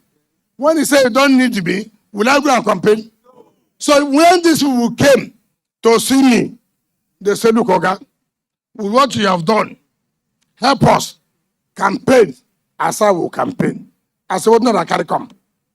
They said they bring drink. I took their drink. I drank it. And that's why I'm coming here to campaign for them. Any other person never tell me, I don't go do that one. Do you understand me? I'm not afraid. Listen, here is too hot to do.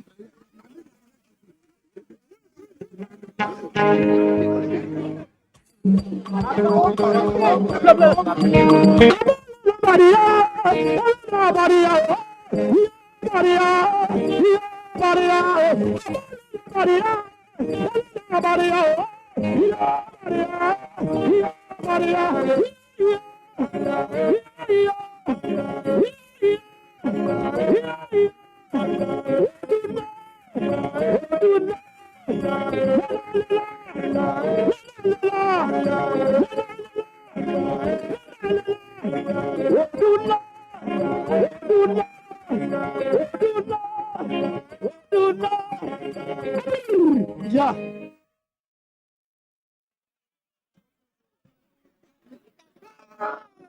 Father Lord! Father Lord!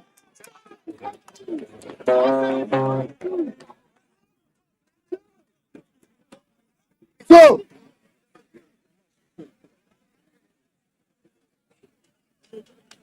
Now, what we are doing here today is to tell you we will not abandon our people because you have shown love to all of us. You have shown love to all of us. I hear some bogey people say they want to run an election. Where are they going to run that election? LMA is intact. Don't be so. LMA is intact. Is there anybody who is of what in LMA that's not here with us? So we are prepared. They say, I don't want them to campaign. I never said so. Let everybody hear. And I want to say, I read on newspaper that IG said nobody can stop anybody from rally. I think people are misinterpreting and misconstruing what we are saying. What we are saying is that if you want to use primary school, if you want to use secondary school, apply, pay money for security, so that when you destroy or dirty the place, government can now come and clean up that place. We are not saying that you are not entitled to use a place for rally. No. These people, I don't know the kind of school they went to. Telling people lies. I'm sure they misquoted the IG. Some of them say, oh, they will disobey Order 21, Executive Order 21 and 22. I wish you good luck. Dare us. Dare us. We will tell you we're in charge of River State. Are we not in charge? Are we not in charge? We didn't say you should not hold rally. Like here now, it's not a primary school. The people cleared here for us to do this. And I've told PDP, you must apply, pay the money, and then we'll allow you to go and hold your rally. But you cannot tell me, I will allow you to go to a school. Then when you destroy it, you carry video to such a school and criticize the government. See the school in River State, no windows, no doors, when you are going to destroy it. Fa, fa, fa. Fa, fa, fa. And let me say to everybody who cares, and I want to say it today, let the world hear me and hear me well. We mean peace in this state. I will continue to keep peace. But the time has come. Nobody can take us for a ride. River State cannot be slave to anybody. River State cannot be what? Slave to anybody. I don't want to talk about people who are in Abuja who sold their land in Ono here. I will call them one day. I will tell you. I will tell them one day. Bogi. Why you? Now, what I want to tell the presidential candidate of PDP, we mean peace. We want all of us to be together for the party to win an election.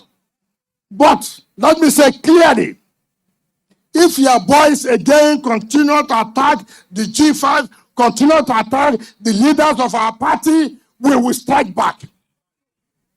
We will strike back. If anybody again dares in the PDP President Campaign Council to insult the PDP governors of G5, insult our leaders of Integrity Group, we will fight back. Enough is enough. Enough is enough.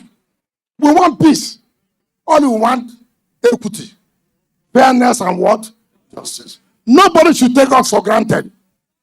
I cannot understand people who just left APC 2 days ago, 2 weeks ago, are talking about PDP, that we stayed and suffered to build the party. Even if anybody would talk about us, not these miscreants, not these miscreants. At the appropriate time, I will talk about how Dogora and Baba Chia visited me and what we agreed. You know, people, what I don't like in life, people that don't have character. I can't stand it. I can't stand it. At that appropriate time, I will challenge them for a debate. Let them come and beat me now. Let's talk. Am I time? If you didn't take, because Dogora, ask Dogora, what made you to leave PDP? Ask him. Dogora was to see me. Unknown to me, he gave me an excuse. And I was watching television. See Dogora in the villa. They received by President Muhammadu Buhari that he has gone to APC. I was okay. No problem. No problem. The same Dogora I watched said Southern presidency. Said for there to be peace in Nigeria, that should be so. Now I'm hearing the same Dogora again. What kind of come? Now so when they do something. Can't you say something and stand by that? Anyway, we just came here to flag off a project. Everybody on your way! On your way! Okuma Safe! Even you want to know, they will tell me, talk. So, at that moment, I will talk. I've told you those you vote for. Is it not true? I will come back and then we'll look into it ourselves. Eyeball to eyeball. What is there for us? No, so nobody can cheat us again. So all those abusing us, be careful. Be careful. We are looking for peace. We want PDP to win an election. But when you are pushing us too much, we are human beings. It's not water that's running, it's blood. When you send these small boys to insult us, we will come out on you. And we have all the facts. We have not spoken yet. The day the integrity group will meet and take a decision, you will see what will happen in this country. I thank all of you. Your Excellency, the Speaker of Honor, I hereby invite you to come and talk to the people where you did your youth service in One. You did your youth service in One. All the big men in this country passed through River State one way or the other. Come and talk to them and come and flag off. Thank you and God bless you. Your name is Yahweh. Your name is Yahweh. You have been a good working. Your name is Yahweh.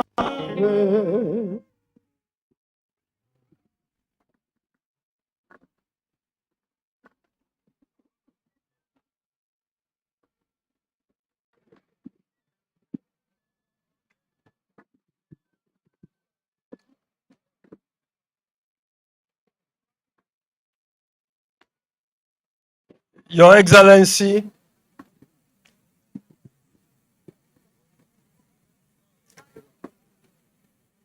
my brother, the Governor of Rivers State,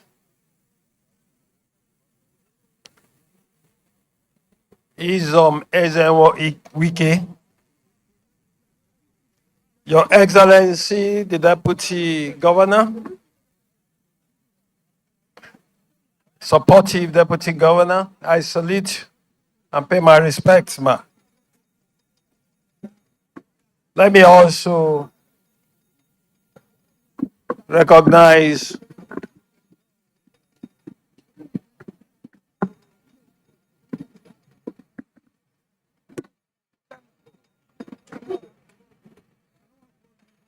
my brother, former Accountant General of the Federation, former Governor of Gombe State, Dr. Dankwambo, service of River State recipient, on existing protocol well established. Your Excellency, as we came into this arena, I could see joy, I could see expectation. And like I told you, it is not always the situation when projects are being flagged off that you see this expectation of certainty. This is a reflection of the fact that LMA people are convinced that you will complete this project before you leave. Of 1.2 meters with granular materials. I said, wow, in 6 months? But I know you are not Mr. Infrastructure for nothing. I'm sure this road will be delivered to the glory. 10.3 kilometers.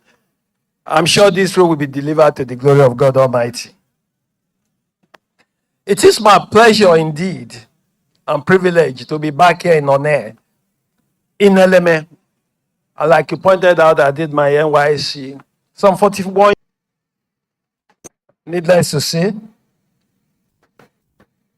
I have a great memories of my time in this community. I am happy, Mr. Governor, and privileged to be invited again today, a third time in the last 1 year for project of September 2022 to flag off the Azikiwe Iluabuchi Road. It is interesting that since then, flag off and commissioning ceremonies for which you, the indefatigable governor, is well known, have not ceased since then. And your esteemed self, congratulations. Congratulations. Massive development of infrastructure, both urban, suburban, and rural, is to say the obvious. There is no question about the fact that there is a poverty reduction content to your road construction. And your commitment to human capital development is also commendable. So it's not about physical infrastructure alone. You have also invested massively in human capital development, which is also very important for the overall development of our people. The Wike's government has doubtlessly enhanced the value of Rivers people. And I wish to emphasize that for a very long time, the Wike legacy in Rivers State will be remembered. Let me also give kudos to you, my brother, for your investment in health infrastructure. As a medical doctor of more than 40 years standing, and someone who, as governor of Ondo State, kept a distinct focus on healthcare development, I can say, without any fear of contradiction, that what Rivers State under Wike is accomplishing in terms of transformation of the infrastructural profile of the health sector is huge and a direct pathway to quality healthcare delivery. I do not want the people of Rivers State to take this for granted.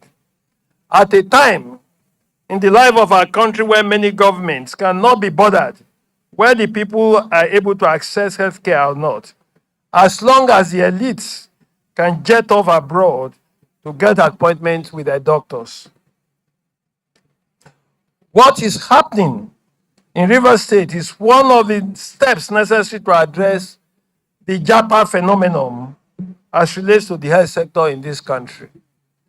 I have no doubt in my mind that you have always also imputed sustainable functionality processes and improved remuneration will emphasize how proud we are to be associated with you because of your accomplishments. Today, Wike may be the indisputable poster boy of the campaign for social justice in politics of this country. But one thing the people must realize is that however noble this campaign has been, if your governor had not performed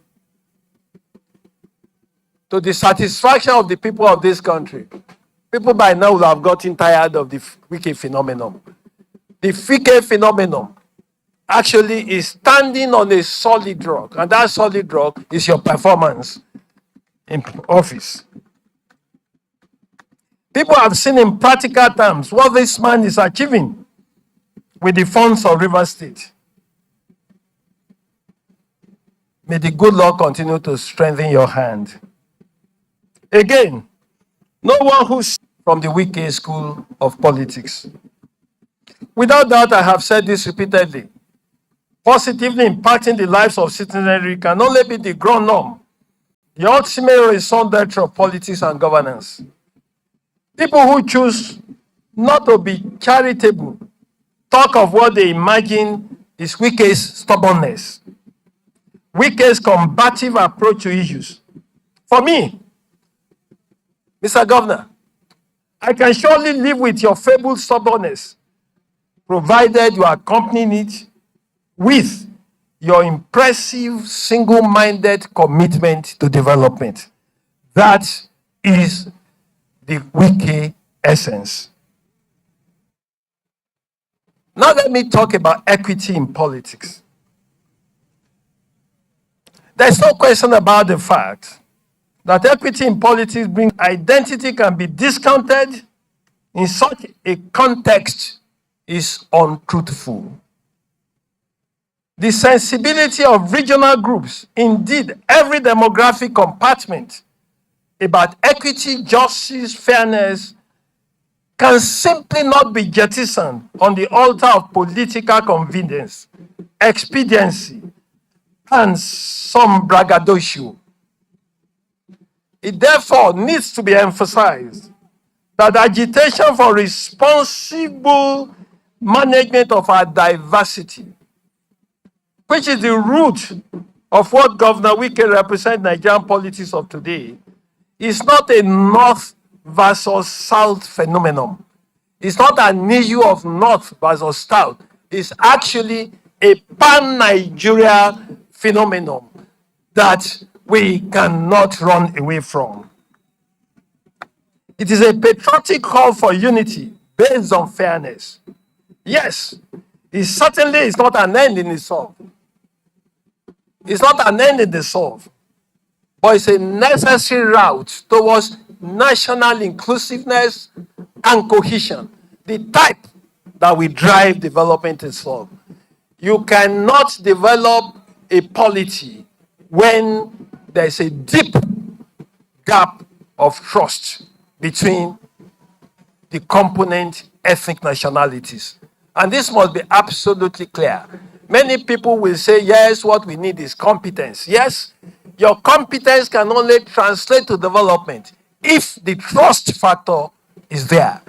And our experience in the last 7 years has taught us conclusively that the management of our diversity is sine qua non to rapid development in our land.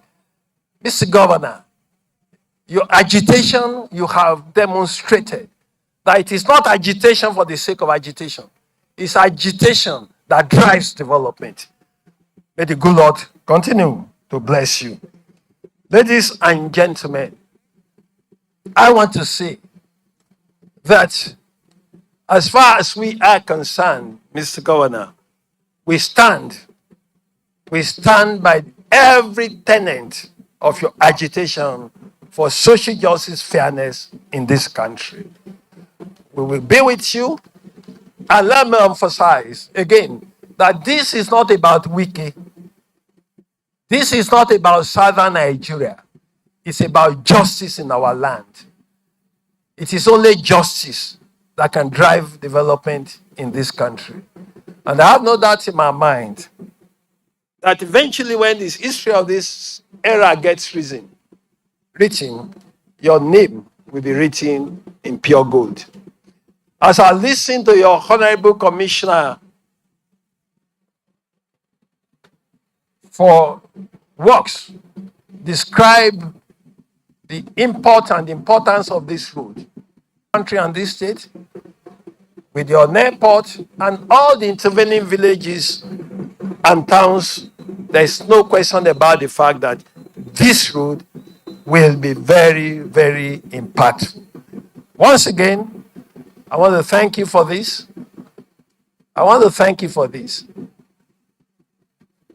When Wike dances and sings, Yemba, Yemba, Yemba, Yemba. I asked them yesterday, what is the meaning of Yemba, Yemba? They say, What is good for you, goose is good for the gander, so to say. That is the very essence of your struggle. Yes, you dance, you make seriousness out of what looks like unseriousness for the uninitiated. But continue with your struggle. The good Lord is with you. The people of River State are with you. And all those who have discerning mind about the future of our country are with you. God bless you. Thank you very much. I guess we shall now proceed to flag off this project.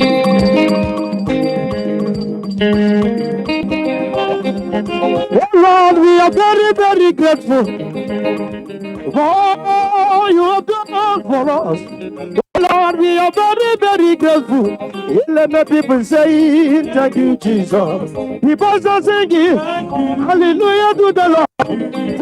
The high point of the ceremony, Governor Yeson Wike leading his guest, the former governor of Ondo State, Dr. Olusegun Mimiko, to officially flag off the project.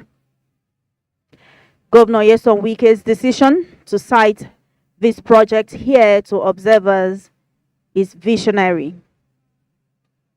and it will impact positively to the overall city aesthetic.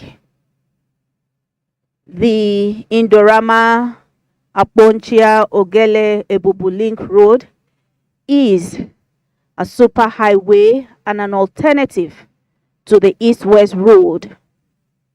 Of course, with the over 200 multinational and oil companies located in Eleme, the project will, among other things, impact on the social, economic life of the people.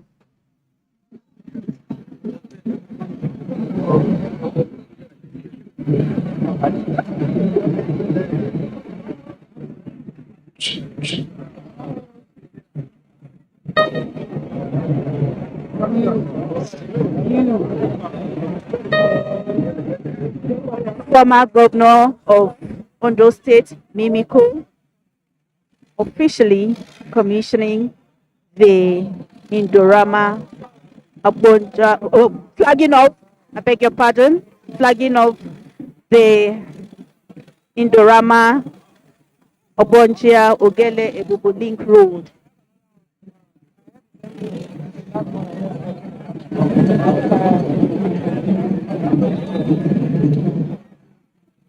It would also link Eleme, One, all the way to Akwa Ibom State. Decongesting the east-west road, River State Governor today, along with his guest, the former governor of Ondo State, flagging off this link road project. The superhighway will be constructed with drains and walkways.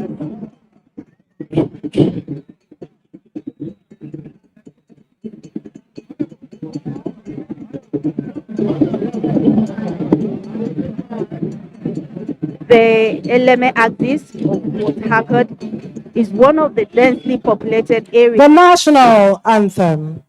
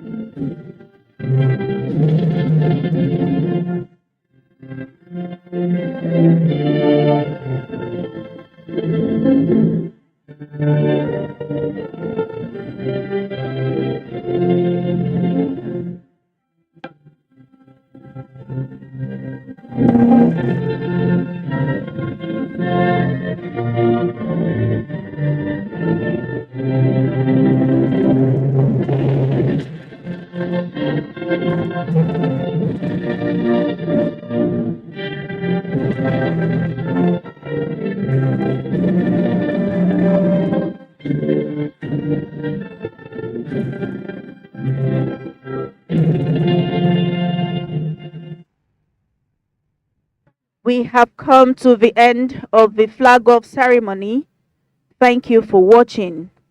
We now join our studios for the continuation of other programs. On behalf of our outside broadcast crew, I am Jenny Bassi. Good afternoon.